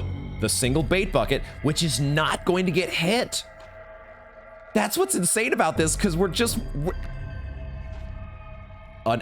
is this an actual turn 2 lethal? Against the angler? Are you flippin' kidding me? I probably should have drawn from my deck to try to get the bat. But this gives me additional lethal. I want those extra teeth, assuming that it gives it to me. There's no extra curveballs that I'm not accounting for. Oh my god, we actually won on turn 2. Or is it still a turn 1? They were technically both turn 1s, right? Of each phase. Turn 1 lethal. Actual, factual, double turn 1 lethal. That was fun. I'll take my rare. Thank you very much. What you got for me? Pack rat. All right. We're never using items. And we already have a card in our deck that gives us items. There is a Mantis God. And the Douse. This was the guy that had... Oh no, this is Bellist. I thought this was our dam builder. It's kind of similar though, because he puts chimes on adjacent spaces next to him. Okay. It's still just a 2-mana 2/2. I mean, the Mantis God is such prime. If you don't end up buffing the Mantis God, giving Trifurcated Strike to something else is just so good. We shouldn't have upgraded the Stoat so soon. We could have given it a Trifurcated Strike. Oh my god. Oh, we're taking the Mantis God, guys. Maybe I should try the new card. Maybe I should try it. But goddamn, it's a Mantis God. It's a flippin' Mantis God. I don't think I could sacrifice the chimes. The flavor of the game so far doesn't suggest that. So far, cards like pelts, tree trunks, you can't sacrifice those things on the board. Chimes have to work the same way, don't they? It's not a creature that you can actually sacrifice. So you're not giving yourself sacrifice fodder. You might be giving yourself more bones. But it's still just otherwise... I guess you can think of it as a 2-mana 2/4. Sort of. But you could give Bellist to something else. The Douse is also a target for sacrificing. So any of your cards here could get Bellist. That could be pretty good to throw on a wolf to help you go face and block at the same time. I gotta take the Mantis God though, man. Our experience was so good the last time. I have to give myself the option here to go ham with a Mantis God. What can I say? All right. Oh, I'm not used to announcing this one. Have you tinkered with the order of my maps, Kaycee? He's finally noticing that the order of his maps has changed. Very well. And he addresses Kaycee. He addresses Kaycee directly. I mean, Kaycee is, I think, one of the skeletons. That's the thing. We know that Kaycee supposedly existed in real life, if she is actually dead. But now there's also a character in the game named Kaycee. So which Kaycee is he actually talking to? Who is Leshy addressing here? I don't know if it matters. Very well. The sun rose over the sleepy firs. Birds fluttered across the paths of wolves and elk. You were embarking upon the woodlands. Okay, so what path are we taking here through the woodlands? We're gonna have to use some items, except we can't. We don't have a battle coming up. Oh, but wait a second. We get a card, don't we? Does he give us a pack rat? Do I even want a pack rat? There's a place to spend our teeth, if we wanted. Or we could keep doing trials. The trials give us some pretty bonkers cards. The cards are so strong that we get from these trials. I definitely want to do the trial, I think. Because even if we don't win the trial, then hey, we're not adding a card to our deck. Your deck stays svelte. Trial of Blood, Trial of Health, and Trial of Wisdom. That Trial of Wisdom, we're starting to look a little better candidate for. I might do Trial of Wisdom here. These are all good for us, actually, I think. These are all pretty decent for us. What's the least risky? Just trying to picture the worst case scenario draws. You need to get 3 sigils, but we have 1, 2, 3 cards that have multiple sigils. So if you just hit one of those, you already won. But there are a lot of instances where you could hit like Stoat, Wolf, Grizzly, Stoat, Ringworm, Mantis God. We could whiff. There's a lot of whiffs in the Wisdom still. So health maybe is the way to go, because there are only, I think there are less cases where you can just, well, I don't know, Wolf, Bullfrog, Bat, Wolf, Bullfrog, Mantis God. There actually are a lot of 2 and 1 health things that we have that you could get those combined. So maybe the Blood is the best one. We just have the Bat. If you get the Bat, yeah, you're on thin ice. Yeah, all these maybe are about the same risk. I'll go with the Blood. It feels like it's the least risky. Wolf right off the top. There we go. And a Grizzly and a Bloodhound. We blew this one out of the water. An Ant Queen that has Guardian and Fecundity. I don't think I want that Ant Queen. I have no other ant synergies. An Unkillable Great White with Hefty. Ugh. Don't think I want that either.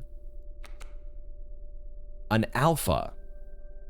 An Alpha that has Worthy Sacrifice and Fecundity.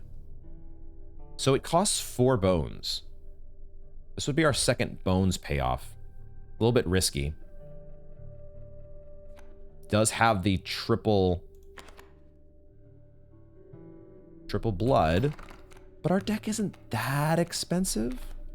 We've got this Grizzly in there, and we often are finding ourselves having trouble paying for that Grizzly.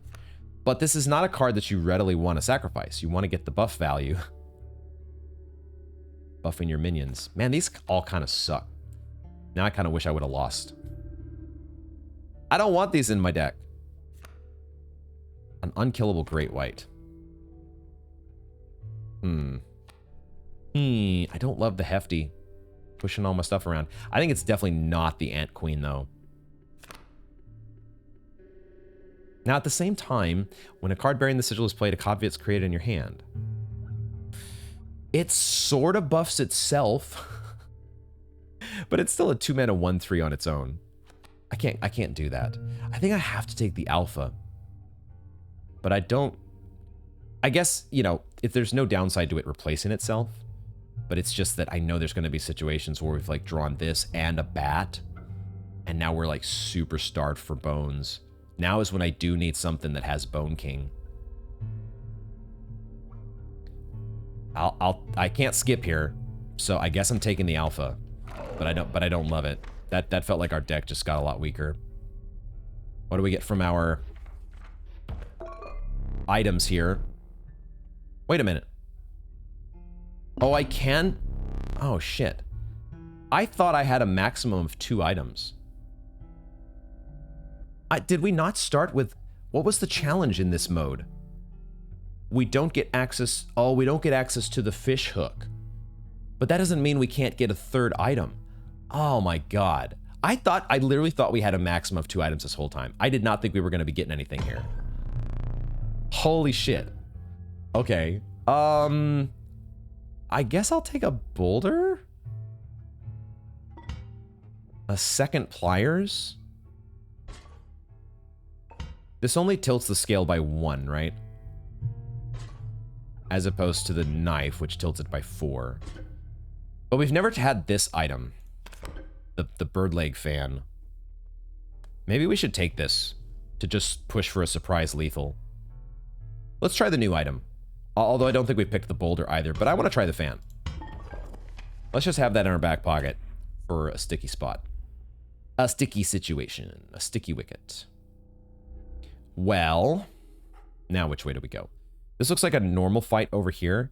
And, okay, so we're getting an elite fight, whichever path we choose. It's just now or later. I think maybe later is when I want it, because if we take this route, we can do another trial, which may or may not be good for us. But then we get a campfire, which is a strictly better thing for us. It's strictly good. But do we want to go to the trader to spend some of our teeth? We would have to get pelts in our deck. How much teeth do we have? Oh, I also forgot. I also forgot that we are in a cabin. And I haven't looked around here. I haven't looked around. I immediately saw something over here that I had not seen yet. There's a record player. Holy shit. Oh, you can just change the track. That's a really foreboding one. Oh, he responds to this one. That one stirs up memories. What is this one from? Is this from the 8-bit version? I think it might be.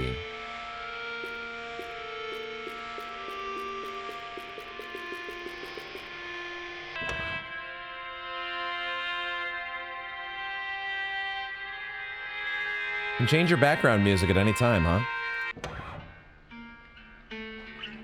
And now I think we're back to the first one. So 4 different tracks to choose from. Let's light this guy up. Even though I don't know for sure what that does. Oh, what? Okay, we can rearrange our figurine. Oh, is this the figurine on the board? We get to change it. I think? Is this the one we had? Oh, a bow and arrow? Let's have that one. Let's have a bow and arrow. Warren and Moosebuck. What significance does this portrait hold, if anything? Can we do anything with, what was the time that we had before? What was the time? I think it was this.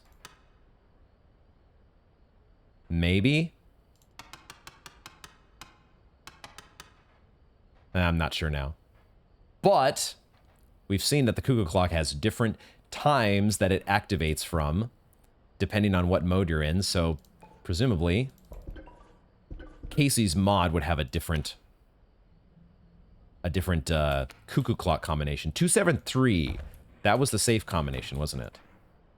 2, 7, 3. Okay. Oh my god, is that the... What the hell is that? Is this like the... It's hard to even call it a cake. Whatever he had at the end of the... When we beat him the first time, and he was like, here, we'll celebrate your victory. Is this what he gave us that had a candle in it? Okay, well, that's nothing that we can use at the moment. I can't open this thing. This is locked. The wolf is caged. There might not be anything to do. These little secrets that we could activate in Leshy's cabin the first time. Like, there's no little, there's nothing to catch the smoke from the candles here. So maybe none of these are things we can actually interact with in this mode. We can't open the cuckoo clock, maybe. There's also these things that we never got off the shelf. Maybe we can. If we'd have done things differently in Leshy's cabin, maybe there was a way to interact with those. Okay, you can walk around the cabin at least. I was meaning to try that sooner, but then I got so caught up in the game mode, I'm having so much fun, that I just forgot. I think we're going to the right. I do have teeth to spend, right? So, I don't know. Maybe we should go spend some teeth, but I am going to be putting pelts in my deck if I do that. But it could be a golden pelt. I just don't remember how many teeth I have. Do I have enough to afford a golden pelt? Maybe we'll try. Because I don't know if I want to add another... Let's give it a shot, because we can replenish our items after... We can use some items in this elite fight, and then replenish them afterward. So let's give it a shot here. Okay, we have skinky flyers. Loose tail flyers. That are going to be pretty annoying, because I'm not going to be able to kill them right away. So I'm going to be taking some face damage, which means I should probably be dishing out some face damage. This ringworm. What the heck am I supposed to do with this? Sacrifice it, probably. But I also need to have my Kraken as healthy as possible. I don't think I can afford to... Man, these are going to be so annoying. Do I just ignore these? I'm wondering if there's a world where I just pass the turn and then draw a squirrel next turn so I can have the squirrel in a bottle plus 2 squirrels in hand to play a grizzly. I'm wondering if that's how I play this. Because I really don't want to hit these flyers. They're just going to produce a tail that's going to get in my way. And they're going to be able to race me. But I could also just play the Kraken this turn. This is probably more damage in the long run. Is play the Kraken this turn, so I hit face immediately. Rather than waiting to put my Grizzly down on the following turn. So we'll do that. But this does mean my Grizzly is going to be much more delayed. So now I will draw... He's not playing anything. So I might have the time to draw into 2 squirrels. Because if he plays a flyer... If he plays a flyer here or here, now they have no place to move. Also, if I draw a card and don't play anything, I get more attack power on my Kraken. So maybe I'll just draw a squirrel this turn. So now I'm at least standing pat. Oh my god, 3 more cards. Okay, that's unfortunate that there's going to be a skunk blocking. And he's going to have 5 power that's hitting the board. This is a bit Monka-esque. But like I said, once this skunk comes down and this raven comes down, these flyers are not going to have anywhere to move. This raven won't have anywhere to move. So I think we're going to be able to kill it. I hope we are able to kill it. Otherwise, we're just dead, I think. If I play both of my squirrels and the grizzly, I'm only going to have 1 card. The Kraken's only going to hit for 1. But we'll have a grizzly on the board, so we'll be hitting for 5 instead of 3, which is good.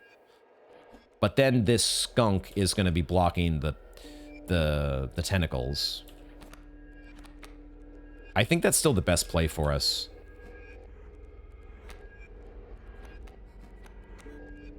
I don't need to sacrifice the tentacles. Don't need to sacrifice. Keep that on the board, but definitely play the grizzly.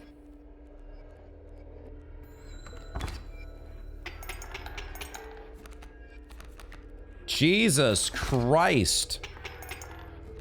This guy. This is ridiculous. He had that one turn off, but now he's played like 3 cards and then 4 cards. Holy moly.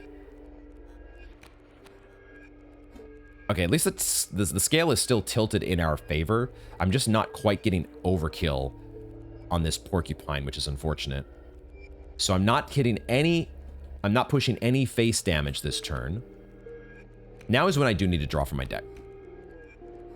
I'm gonna need to get some cards from my deck here eventually. I can't do anything this turn. I can kill this Raven. So I'm at least only taking the 3 on the backswing.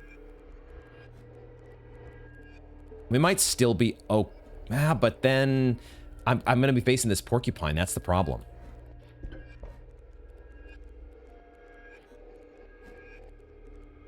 I may need to use the fan just to keep from dying. That might be what I have to do here. I think I can't do anything this turn that's worthwhile. So we just pass.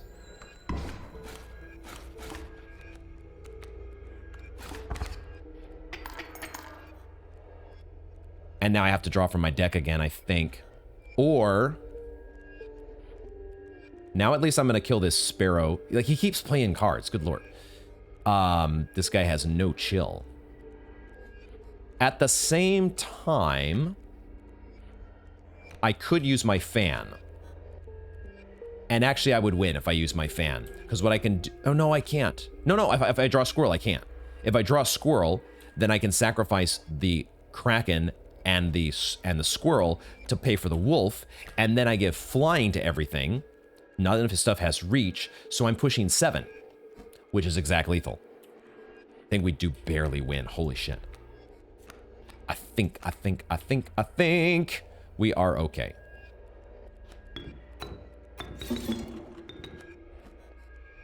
Things are getting dicey though in some of these cases. Woo, that's a fun little fan animation. Nice. All right, get in there, guys. Get in there. Show me that lethal. Whew. We've gotten, I think, exact lethal more times in this run than we have gotten like in the entirety of the game. It feels like we're almost always getting excess lethal, but not this run. This is another trip to the trader. Okay, so the trader is not that far up the road. So we go and we get some pelts. That's great. We only have to go through the one fight before we get to the trader. Awesome.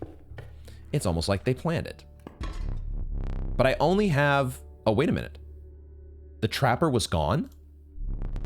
In deference to his memory, you took only what you could afford. Oh, okay. So we still get to buy some stuff.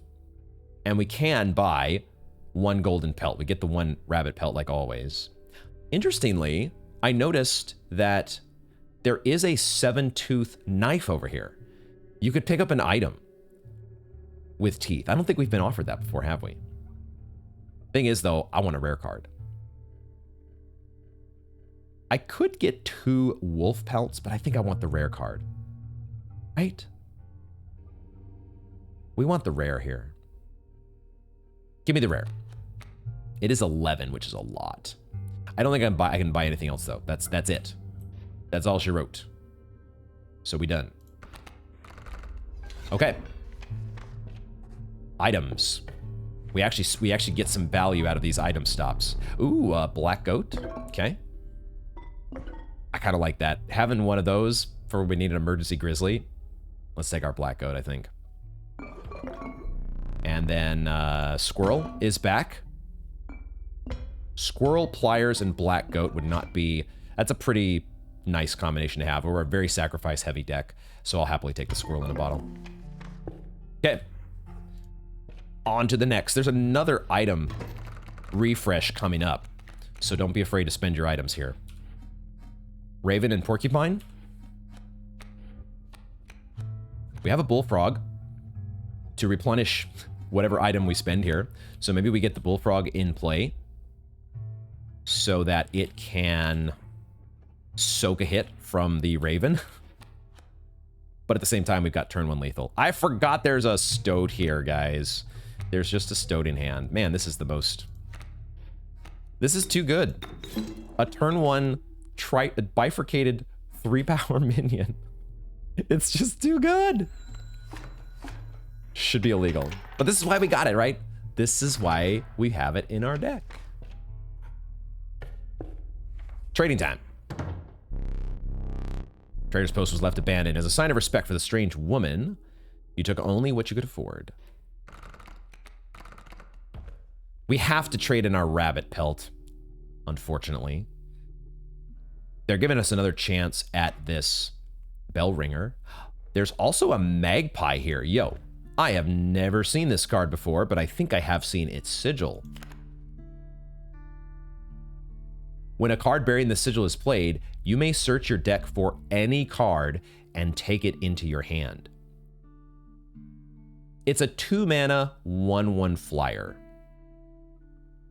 But this is the boon that we got in our first fight against Leshy. The first showdown against the moon. Very powerful effect. Tutoring is awesome. Is it awesome in our deck? If we get this Elk Fawn in play, it's pretty awesome. And we've got a golden pelt coming as well. So we're going to have a rare. I think I want this magpie. I think I want the magpie. That is such a cool card. And for the situation, you get to pick whatever card you want from your deck. That's got to be worth it, right? It's a card that replaces itself by tutoring. I'm going to go with the magpie. This is the first time I've ever seen this card, too. Get in there. And now we get a rare Amalgam, Ouroboros, Pack Rat, and Amoeba. Reminding myself here what Amorphous does. It's just a random sigil. It'd be awesome if it gave us a random card. If we had that sigil in this mode. We're not doing tribal synergies, so I don't think it's the Amalgam. If anything, we would just want to take like the Ouroboros so we could give something else unkillable. Or the Pack Rat to give something else the item. The item sigil. Like a wolf that gives us an item. Or a magpie that gives us an item. Or anything, you know? A ringworm. The ringworm, maybe we can actually give it some use. We don't have a sacrifice coming up, I don't think, though. The amoeba costs 2 bones. So this would be another way to spend our bones. But I think we have 2 bones cards in the deck now, don't we? Because the alpha, yeah, that's another... We don't really want to be spending bones on an amoeba, I don't think. I think I'll just take the Pack Rat. I think we have enough unkillable stuff. The Pack Rat gives us another way to get items, which is fine. Like, you can't go overboard on having the items, right? The ones that replenish your items, because you can always just spend the items that you have to try to get value out of it.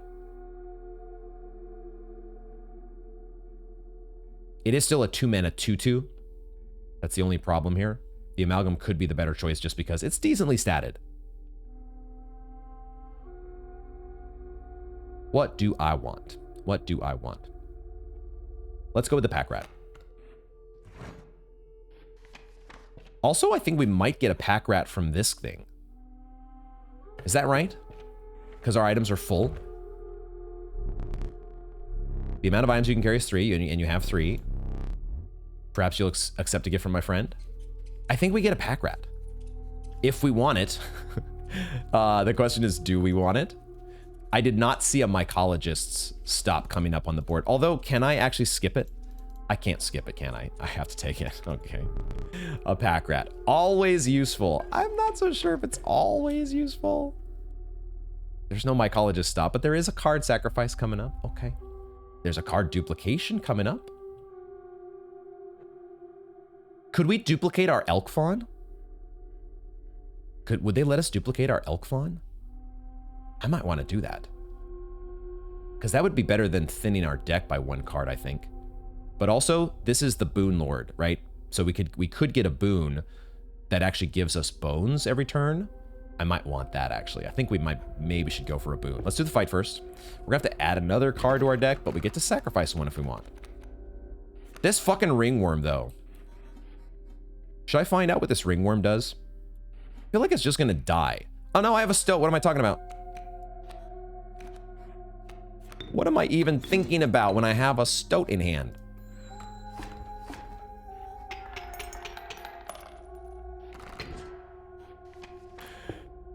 Some of these floors. It's good though, because this run is going on fairly long. We need to have a little bit of speediness to some of these floors. Porcupine, Kingfisher, River Otter. I don't want any of these in my deck. I don't want any of them. Although I would potentially be able to give something waterborne, I guess, if I wanted. Or waterborne and flying. Do I want to take the Kingfisher so I can sacrifice it and give the wolf waterborne and flying? Oh, we want to sacrifice the Mantis God, don't we? We want to make our wolf trifurcated strike. That's what we want to do.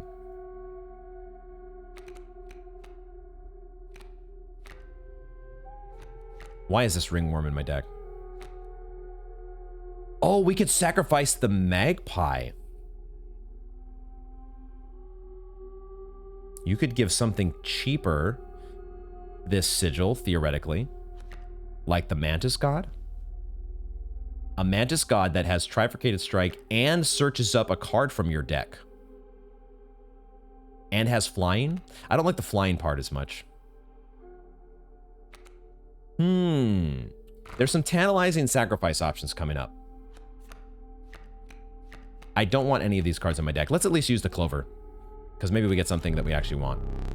Don't want a Bullfrog. Don't really want a Raven. But I guess these are duplicates. It's just we don't have a Mycologist stop coming up.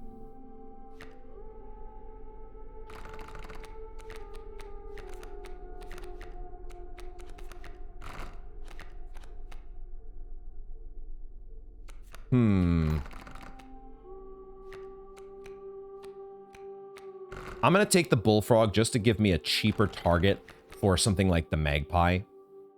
If I want to. I don't know. Don't want any of these. I'm just going to take the Bullfrog because it's the cheapest card. It's just the cheapest card.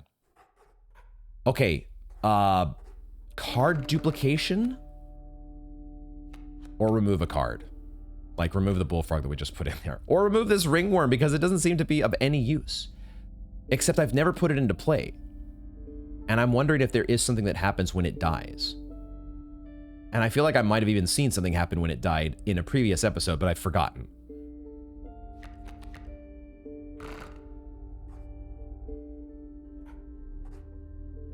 I also want a boon, though. I kind of want a boon. I don't think I need 2 pack rats. If anything, I want to, like, remove a pack rat and then sacrifice one. I think that's what I'm going to do. I think I'm going to remove a pack rat. Except why would I remove a pack rat? Well, it could give you a better boon. That's the thing. If you sacrifice a rare, you could get a better boon. I want to see what happens when we sacrifice a rare. Which I also feel like maybe we did once before, but I'm not totally sure. I think we need to give it a worthy sacrifice, though. I don't think we've ever done this. And the pack rat seems like a good candidate. I don't want to just throw away my Mantis God, because I'd rather give that, if I can, give that to something else. I'm going to sacrifice a pack rat, because it's just too expensive to try to play 2 of these in one game. So let's sacrifice this guy and see if the Bone Lord is good to us. See if he's happy. Did he just give us the minor boon? What? What do we have to do to get this guy to give us something good? What the hell? I don't know, guys. Feel free to give me, I don't know. I feel like that's the nudge that I got from the comments. I think somebody in the comments said it demands a worthy sacrifice. And so I thought that I needed to give it a rare. But maybe the answer is not giving it a rare, but giving it something that's also been given some sigils. Maybe you have to sacrifice one of your cards that's actually been upgraded significantly. Just an unupgraded rare is not good enough. It's still a minor boon that's going to give us a bone every turn, which is good for us because we do have bones cards that are going to be expensive if we don't have that. Could be too expensive. Are we sacrificing this magpie? The Mantis God. I think it's either the Mantis God or the magpie. If we sacrificed the Mantis God, we could power up the wolf. And that's pretty powerful. A turn 2, 9 damage minion. Not bad. But also being able to just search up any card from your deck when the time is right, because we could just throw this on the Mantis God. I think that's what I want to do. That feels so much more powerful. Let's sacrifice the magpie and give it to... Might as well give it to the Mantis God, right? The thing is, we can't give anything else to the Mantis God if we do this. And we're giving not just magpie, but we're also giving flying to this thing. So maybe the bullfrog would be the better target. Because right now the bullfrog is kind of just poopy. We should leave the Mantis God open, right? We want this to actually be something that we can either sacrifice or put something like Death Touch on. Let's put this on the bullfrog. See how this feels.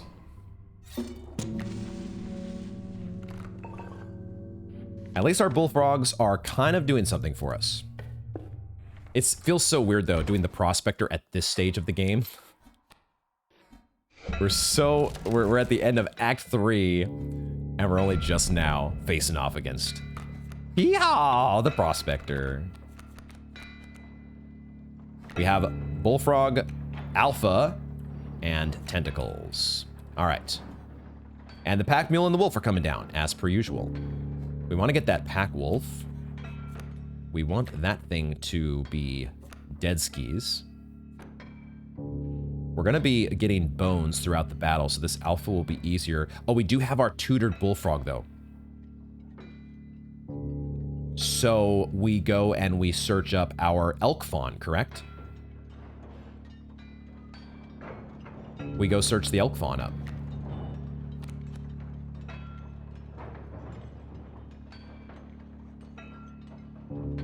What else would we search up? I wish I could look at my deck, but I guess I will look at my deck if I play the Bullfrog. I think I'm playing the Bullfrog. And I think I'm going to play it... Do I play it in front of the Wolf just to soak 3 face damage? I think I do.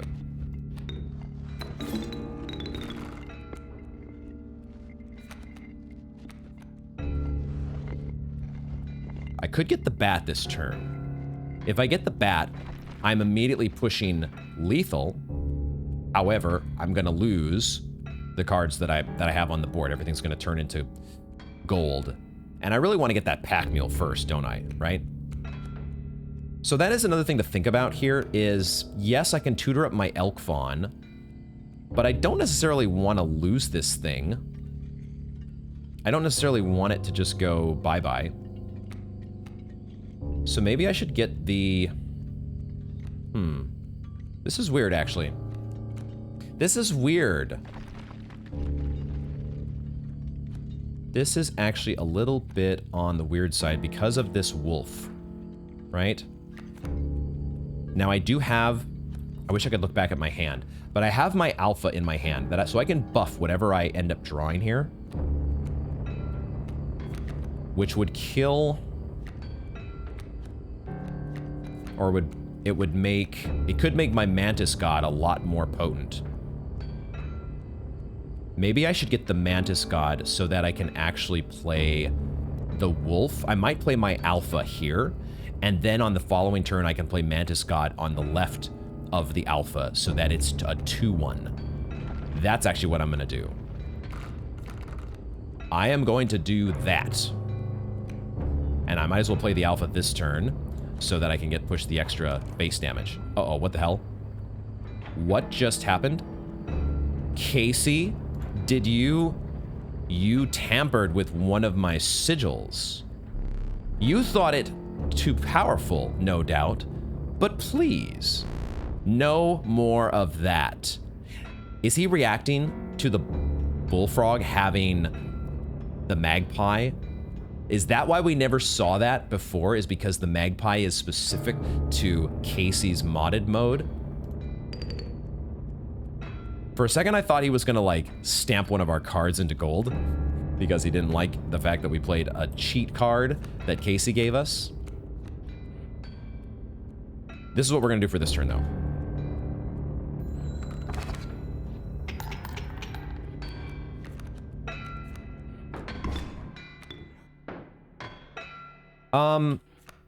Actually, now that I think of it, we're pushing lethal this turn, aren't we?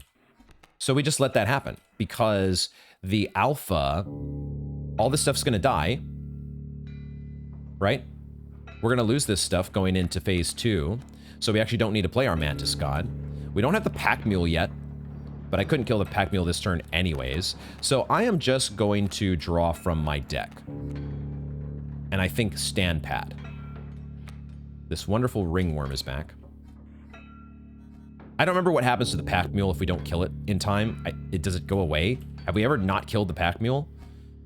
But I think we're just going to let this happen.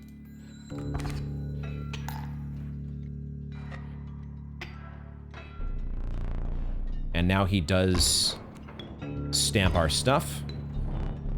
Okay. He strikes gold. They do stay on the board. They do stay on the board. So I think I actually have the bones. It looks like I have 4 bones to be able to play my alpha plus my Mantis God. The question is, where do I play the Mantis God? The Bloodhound is here, but that's not going to... No, it is going to matter because he's going to come down and he's going to kill whatever I put in this lane because it has bifurcated strike. So I guess I'm losing my alpha, huh? I don't really want to lose my Mantis God. I could just play this. Man, I wish I could get this gold nugget out of here, though. Ah, what I can do is I can lure the Bloodhound into being killed. What I can get the Bloodhound in front of something. That's what's going to happen here. Okay, let's draw. I'm going to draw a squirrel. And I'm just going to play squirrel plus, because we're going to get the tentacles back in our hand when this dies, right? So we're going to kill off the wolf. And then we're going to let the Bloodhound's going to come back and kill the tentacles. Get him! And then, okay, he has a wolf cub coming down as well. Wait, it didn't kill the tentacles because it's 3 health. What am I thinking? Interesting. So I can actually kill the Pack Mule. And then I'll get my tentacles back to my hand. Or, alternatively... No, I can't play the alpha this turn. Well, no, I could play the alpha this turn, but it wouldn't make any... There wouldn't be a point in playing it. Other than if I want to move the Bloodhound. Oh, maybe I want to move the Bloodhound, actually. Okay, let's draw from our deck. And let's actually... I do get an item here. If I want to replace one of my items. Do I need the squirrel? Or the pliers? I don't think I need to use an item yet. I think I'm just going to play the alpha in the right-hand lane. The Bloodhound moves in front of it. And now the Bloodhound, instead of killing my tentacles, will actually kill the gold nugget instead. The only problem here is that my 5-power tentacles will no longer kill the Pack Mule. Oops. So maybe I just let this kill the Pack Mule and then the Bloodhound kills in return. I do take 2. The other thing, though, about letting the alpha come down over here is the wolf cub doesn't hit the board. I think I do play... Do I play the alpha? Does the alpha... Maybe I just play the ringworm. But then I have to sacrifice something. I like the fact that the alpha lets me not sacrifice anything. And it also buffs my gold nugget, right? Yeah, so I push a little face damage as well. I just don't kill the pack mule this turn. But I think this is fine.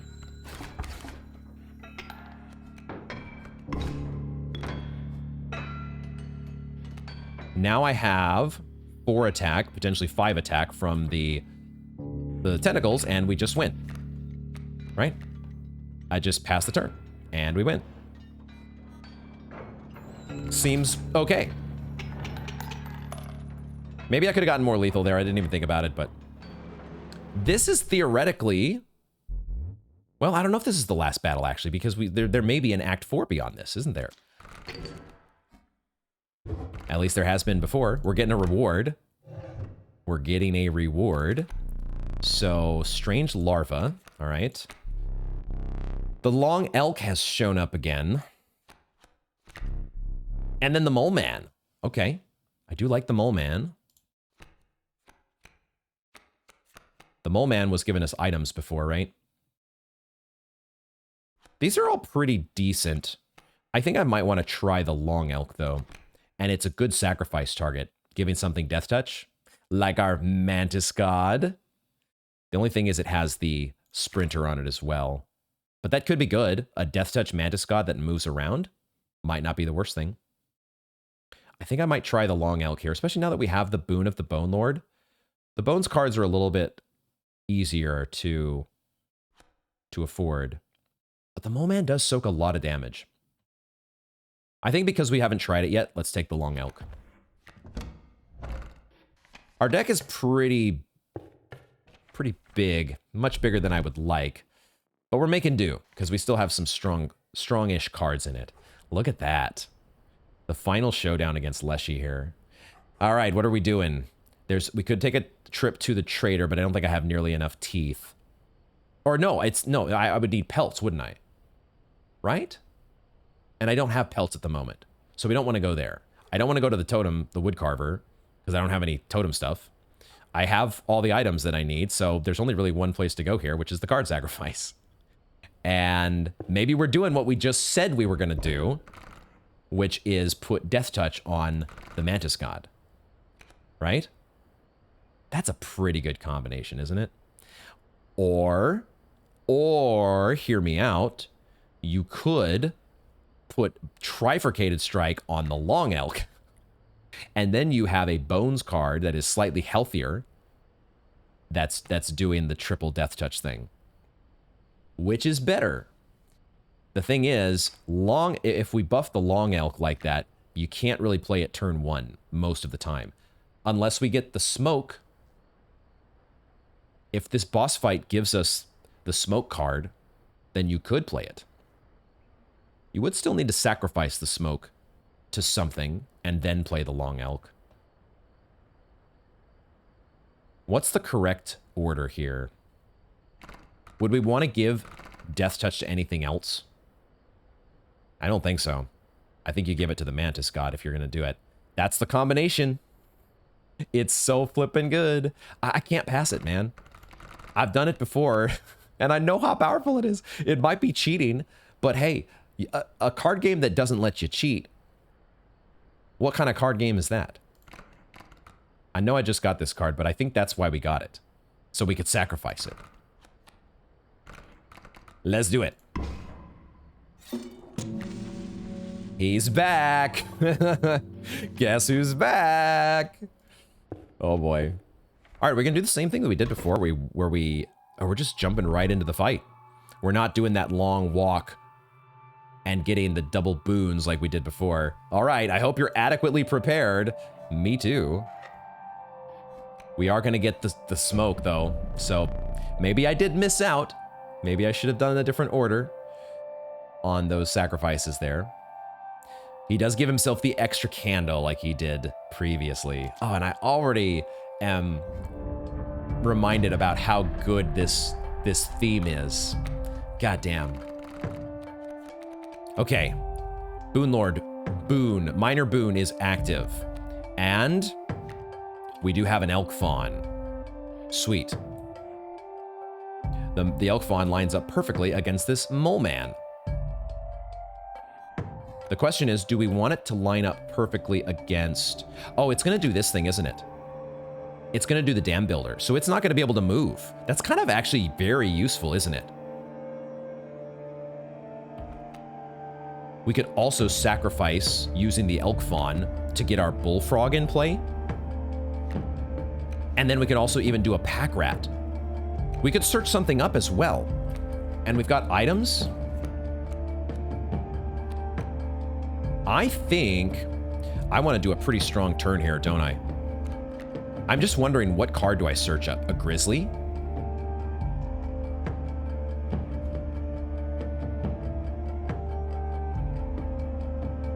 This mole man is going to move to block, right? So I think I'm going to want to put the elk fawn here. And then I can sacrifice the elk fawn, quote unquote, to play a bullfrog and go search up a grizzly.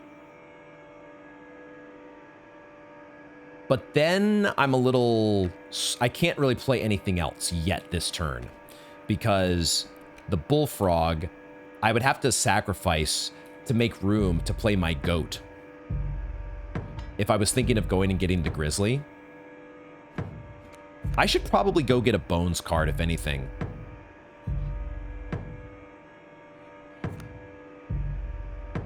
Do I want to get a bones card? Maybe it's better to just play it a little bit slow here.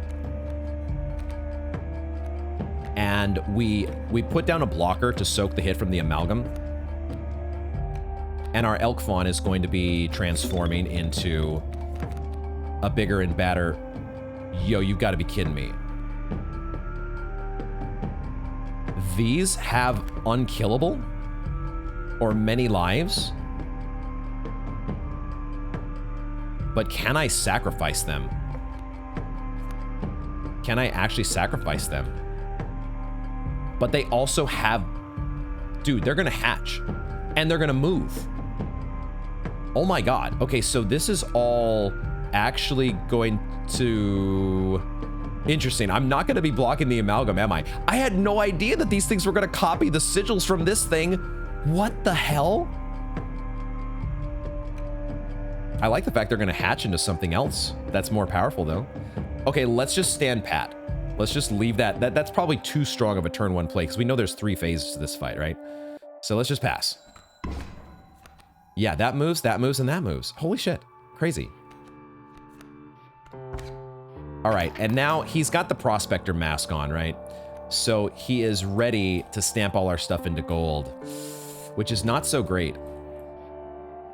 It's not awesome. We're going to need to go dig up some answers here. I wonder if we can sacrifice our stuff, though. That's the one thing about playing this elk turn 1, is that you have this chance that the Prospector kills it off. There's a Mantis coming down as well, but at least the gold bricks will soak some damage from it. Am I drawing a squirrel or a card? I probably need to draw... Well, I've got a squirrel and a black goat, so probably actually I don't need to draw a squirrel. Let's draw from my deck. Ringworm. This would be a chance to play my ringworm in order to just play it as a blocker against this amalgam. And if it's going to get stamped into gold, and that's fine if that happens. Can I actually sacrifice this, though?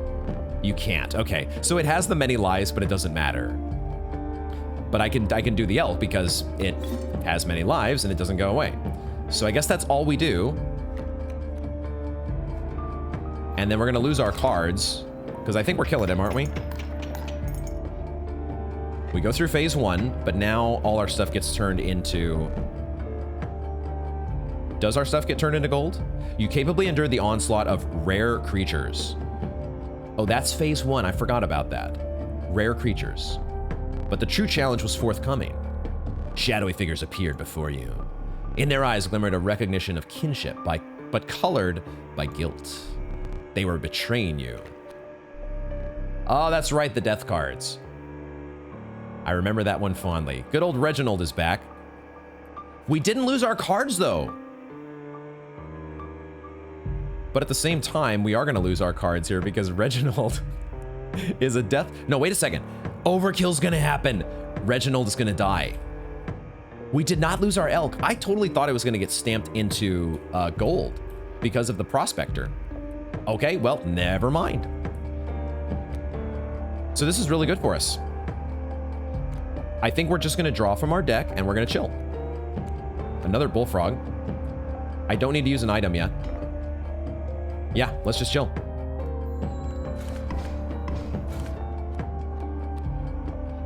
Love that overkill. Oh, now our stuff gets stamped. Okay, there we go. I knew it had, that shoe had to drop at some point, didn't it?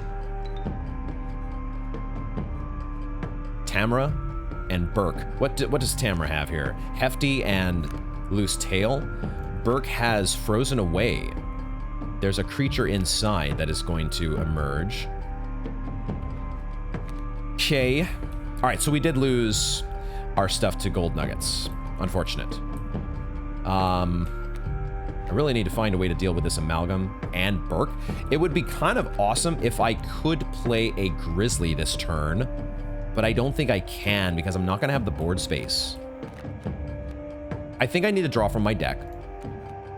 If I got lucky enough to draw a grizzly, then I would have played that. Now I have a mantis god, though, that I will get to play after Tamara gets rid of this gold nugget. Tamara's going to move, because the mantis god will kill this stump, and then Tamara will have a place to move to the left.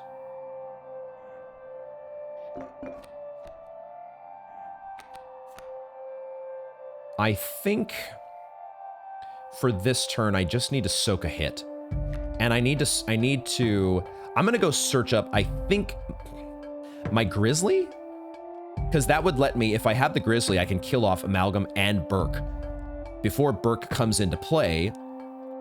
And I think that would negate this Frozen Away. I wouldn't actually get the creature. He would not get the creature inside because we would get the overkill while this thing is like not on the board technically. So for this turn, we just play Squirrel, Bullfrog, and I think we grab the Grizzly.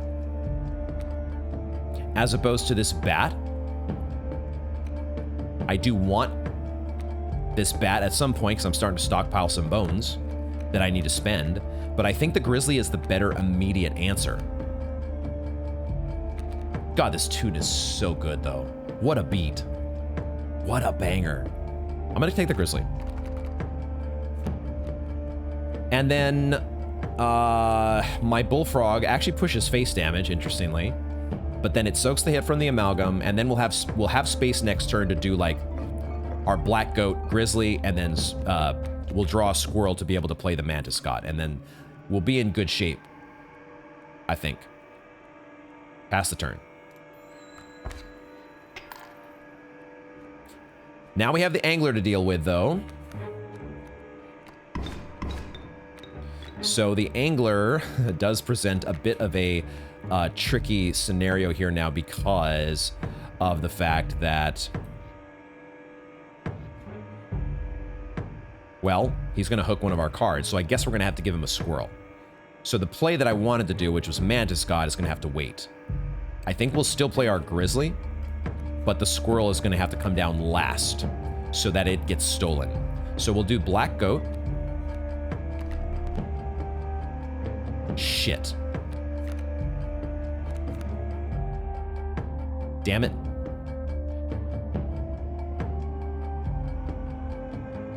Actually, playing the Squirrel here wasn't even going to work because Tamara... Shit. I needed to be drawing some squirrels, didn't I? Is he not hooking anything this turn? Not yet, until I actually play something. Crap. Crap, crap, crap. If I have a squirrel in a bottle. So I guess I do that. But the thing is, he's going to kill off my squirrel. Isn't he? If I play a squirrel here, Tamara's going to kill it. And then my Grizzly is going to get hooked.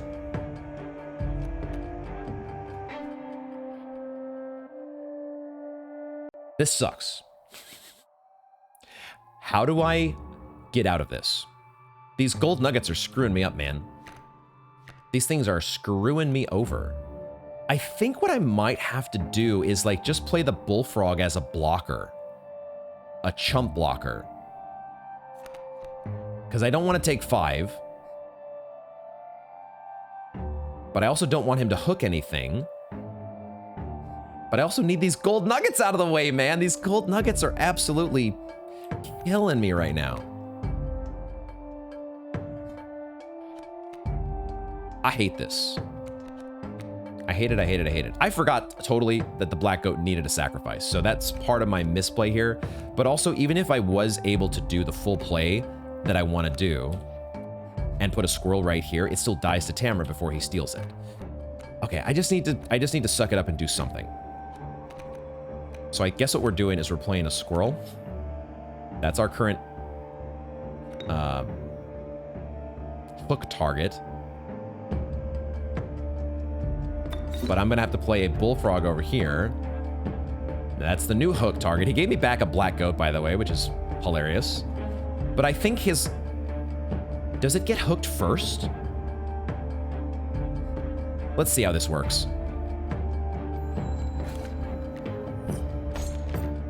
He does hook it first. Okay, so I could have done the play that I wanted to do. I could have done the play that I wanted to do. I can still end up... I think I will end up doing the play that I... Well, actually, now...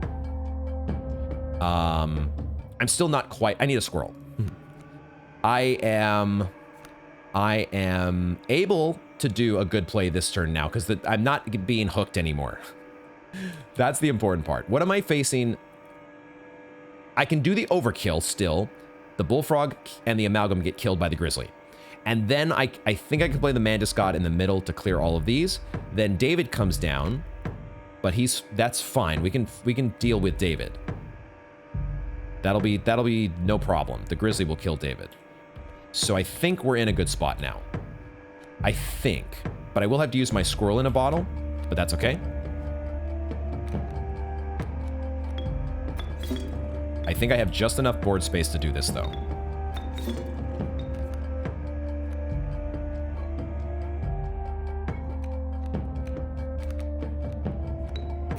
Okay. Oy, oy, oy, oy, oy. Oh, but I forgot. Okay, I did forget about this, the loose tail, but this is fine. This clears board space, and our Mantis God. Yep, this is fine. This is fine. The Mantis God is still going to deal with Tamra. Lewis is going to kill the Mantis God, unfortunately. No, the Mantis God moves. The Mantis God is going to move, but then Cody kills the Mantis God, I think. Okay, but in any case, now what are we doing? I think we're drawing from our deck, because we need to draw some Bones cards now. Unfortunately, we get a Bloodhound. We really need our Bones cards with this giant stack of Bones over here. Holy shit. Wait, are we just dead? I don't think we're dead. The Mantis God... The Mantis God is moving to the left. Ooh, we might be dead if I don't do anything. I am going to die, actually, if I don't do anything here. So Fuck, I might be dead anyways. Shit, I actually needed to draw a squirrel there. Oh my god, fuck me.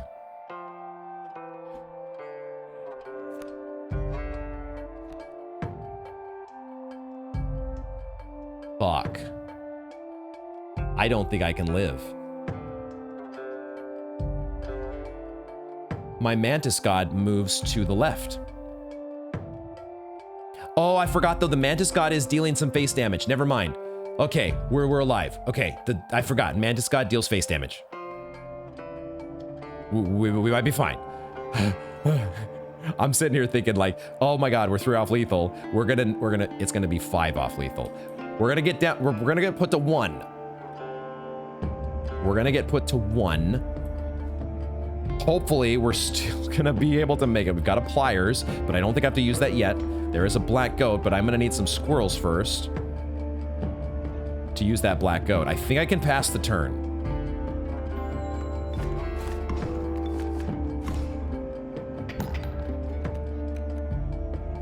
Oh, I got a wolf pelt? Why did I get a wolf pelt? Trade for what you can, but know this, the rest will stay and fight for me. Wait a second. Did I not realize that the trader was coming up? Holy shit. I get a wolf pelt. Well, I think I want to take Cody. Because that's the most face damage that I'm facing down here. If I don't take Cody, I'm going to be in a rough spot. This bat. Do I want to take the bat? No, because the grizzly is going to kill the wolf cub and the bat. I'm taking Cody. I think that's the right move. I totally forgot that the trader was going to be doing something. We're okay here. Oh, the wolf cub moves, but that's okay, because now I think we're hitting for lethal. I have Cody in hand as well, which I don't care about playing as much as I care about... We're just getting lethal this turn, right? We're actually getting exact lethal. So let's just draw... I mean, I do need squirrels for this hand, but I want to get to my bones cards.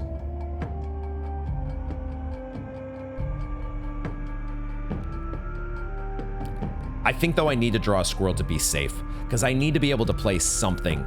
If the board gets super scary going into the next phase, I'm going to just... The safe play is just to have a squirrel in hand. A squirrel in hand is worth... I don't know how many in the bush or the deck, but we're going to keep the squirrel in hand going into phase 3. Because... Oh, that's right. It's the moon. But we have a poisonous mantis god on the board. Unless he does something to it. But I totally forgot about the moon. Do we just win again, guys? Do we just win again?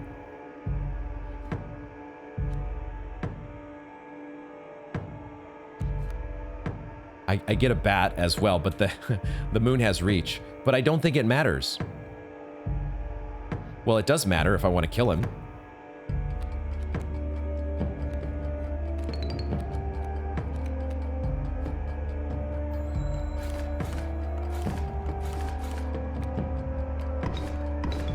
Wait a minute.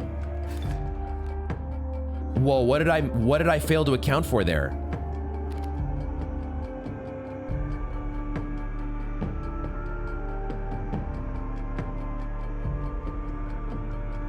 Okay, it's fine. It's fine. This is not terrible. He was ready this time, guys. He was ready. I'm actually glad this exists. I'm surprised it didn't exist in the first battle that we had against Leshy. But we have run into a moon made of stone. A card bearing this sigil is immune to the effects of Touch of Death and Stinky. Oh my god. Also, oh, this title lock is going to come into effect now as well, because we can't just put down chump blockers like squirrels. Okay, so we have to be very careful now about lethal. Holy shit. It has reach as well, right? So yes, we got back our bat, which is good. But the bat's gonna keep dying every turn. Holy crap. Wow. Okay. Well.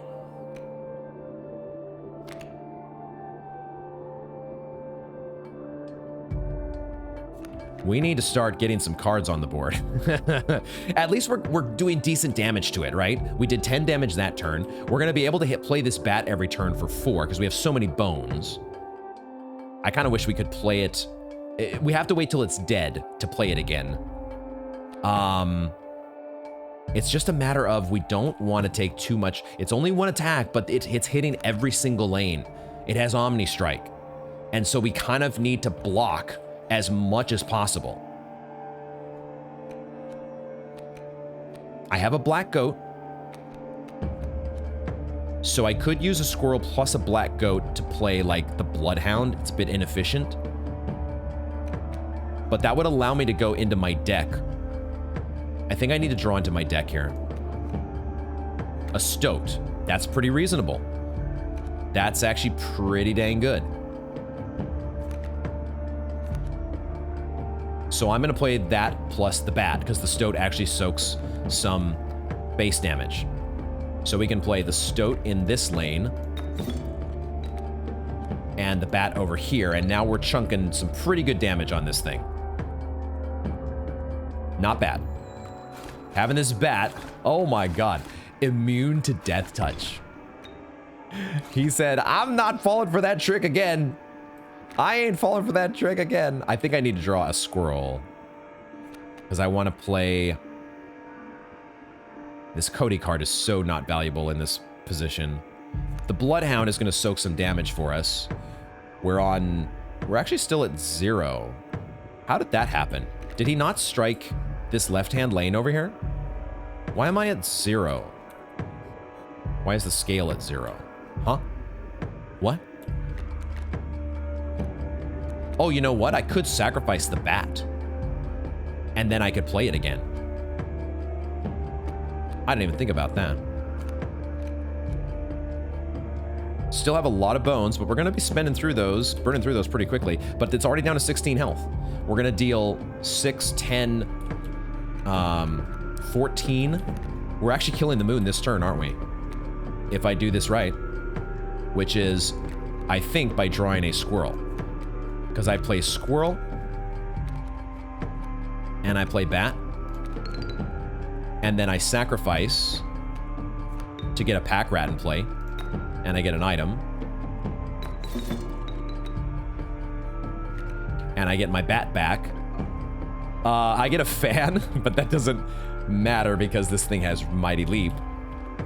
But I can play another bat, and now the moon is dead skis.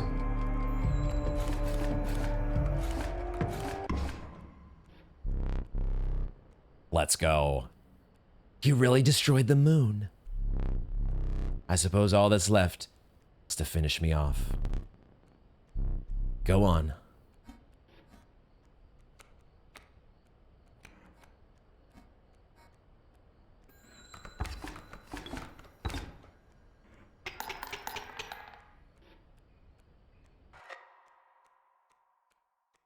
Lights out. We made it. And we unlocked Dubious Challenge. Clear challenge level 1 in Kaycee's mod. Victory! First try. Boss is defeated for 121 cards drawn. And most scales damage in one turn, 16. Was that our last turn? Squirrels harmed, 38. Sacrifices made, 47. And 5 miss... Wait a second. It keeps track of your misplays? How exactly are we... 5? I don't think I made that many, guys. Did I? It was clearly like 3 times that, wasn't it? That is where... No hook? That's what we did, right? How do I exit this screen? I guess I just have to go here, huh? So that was our no hook. And, oh, we get a journal entry? Entry number 1. Okay, I need to write this down now so I don't go to sleep and tell myself I dreamt it.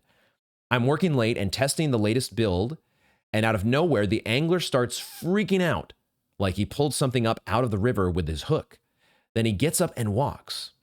There is no walk animation for this character. What the fuck? He walked right into the cabin. I followed him in and couldn't find him. Leshy had some new dialogue lines that I cannot find in the dialogue file. He said something about some old data and how the angler served him well or something. I'm so tired that I'm already wondering if I made this up. These are Kaycee's journal entries. As she's programming the game, and all of a sudden, weird stuff is happening. So we're going to get to uncover some of Kaycee's story through this mod. That's cool. And there were already some weird stuff happening. Shit. The old data is mentioned. Wow. Okay. And we've unlocked some cards. Wild Bull. At the end of its owner's turn. Oh, it has Hefty. And, yep. Okay. It just doesn't say Hefty. Because we're unlocking cards 8-bit cards. It feels like Kaycee's mod, it might actually take us into different game modes. It may not just be Leshy's Cabin. We might actually get to play the Botopia format again and the 8-bit format. And maybe, could we get lucky enough to play the Grimora format in its entirety? Or the Magnificus format? They also give us a Cuckoo, Airborne, and when Cuckoo is played, an egg is created on the opposing space. Oh, it lays an egg on the opponent's board. That's weird. And another challenge unlocked, as I suspected. Boss totems. Boss battles are also totem battles. Plus 15 challenge points. Shit. You got to deal with totem synergies or abilities or buffs during a boss battle, as if that's not hard enough. Oh my God. Guys, that's where we're going to wrap up this episode of Inscryption. Thank you so much for hanging out with me to the end of this extended video, because man, these runs do take a while. And especially when your deck makes it all the way to the end. So we will see if we continue next time with Kaycee's mod, since there is potentially a lot of content in this mode. So I'm not sure if this is something that I will play in its entirety, but I at least wanted to get a little bit of flavor for it. But we're getting these lore entries, which is interesting. So so let me know if you guys would be interested in seeing more of the Kaycee's mod content. And as we discussed at the start of the video, the remaining content, the secrets that we have yet to uncover, if you have some gentle or vague guidance or nudges on that front, please let me know. Or if you think a live stream where we all could work together and nudge me in the right direction to check out the things in the game that we've missed so far, that would be a lot of fun. Let me know when would be a good day and time to do such a live stream. I know people are in different time zones and stuff when it comes to YouTube, so maybe I have a link in the in the description to my Discord. Feel free to hop in there and maybe we can chat about that a little bit more, because there are things that I still want to do in the game, and provided that we do them in a timely manner, if you know what I mean. So we'll see where things go from here. Let me know in the comments down below. And as always, thank you all very much for joining me, and I hope to see you in the next one.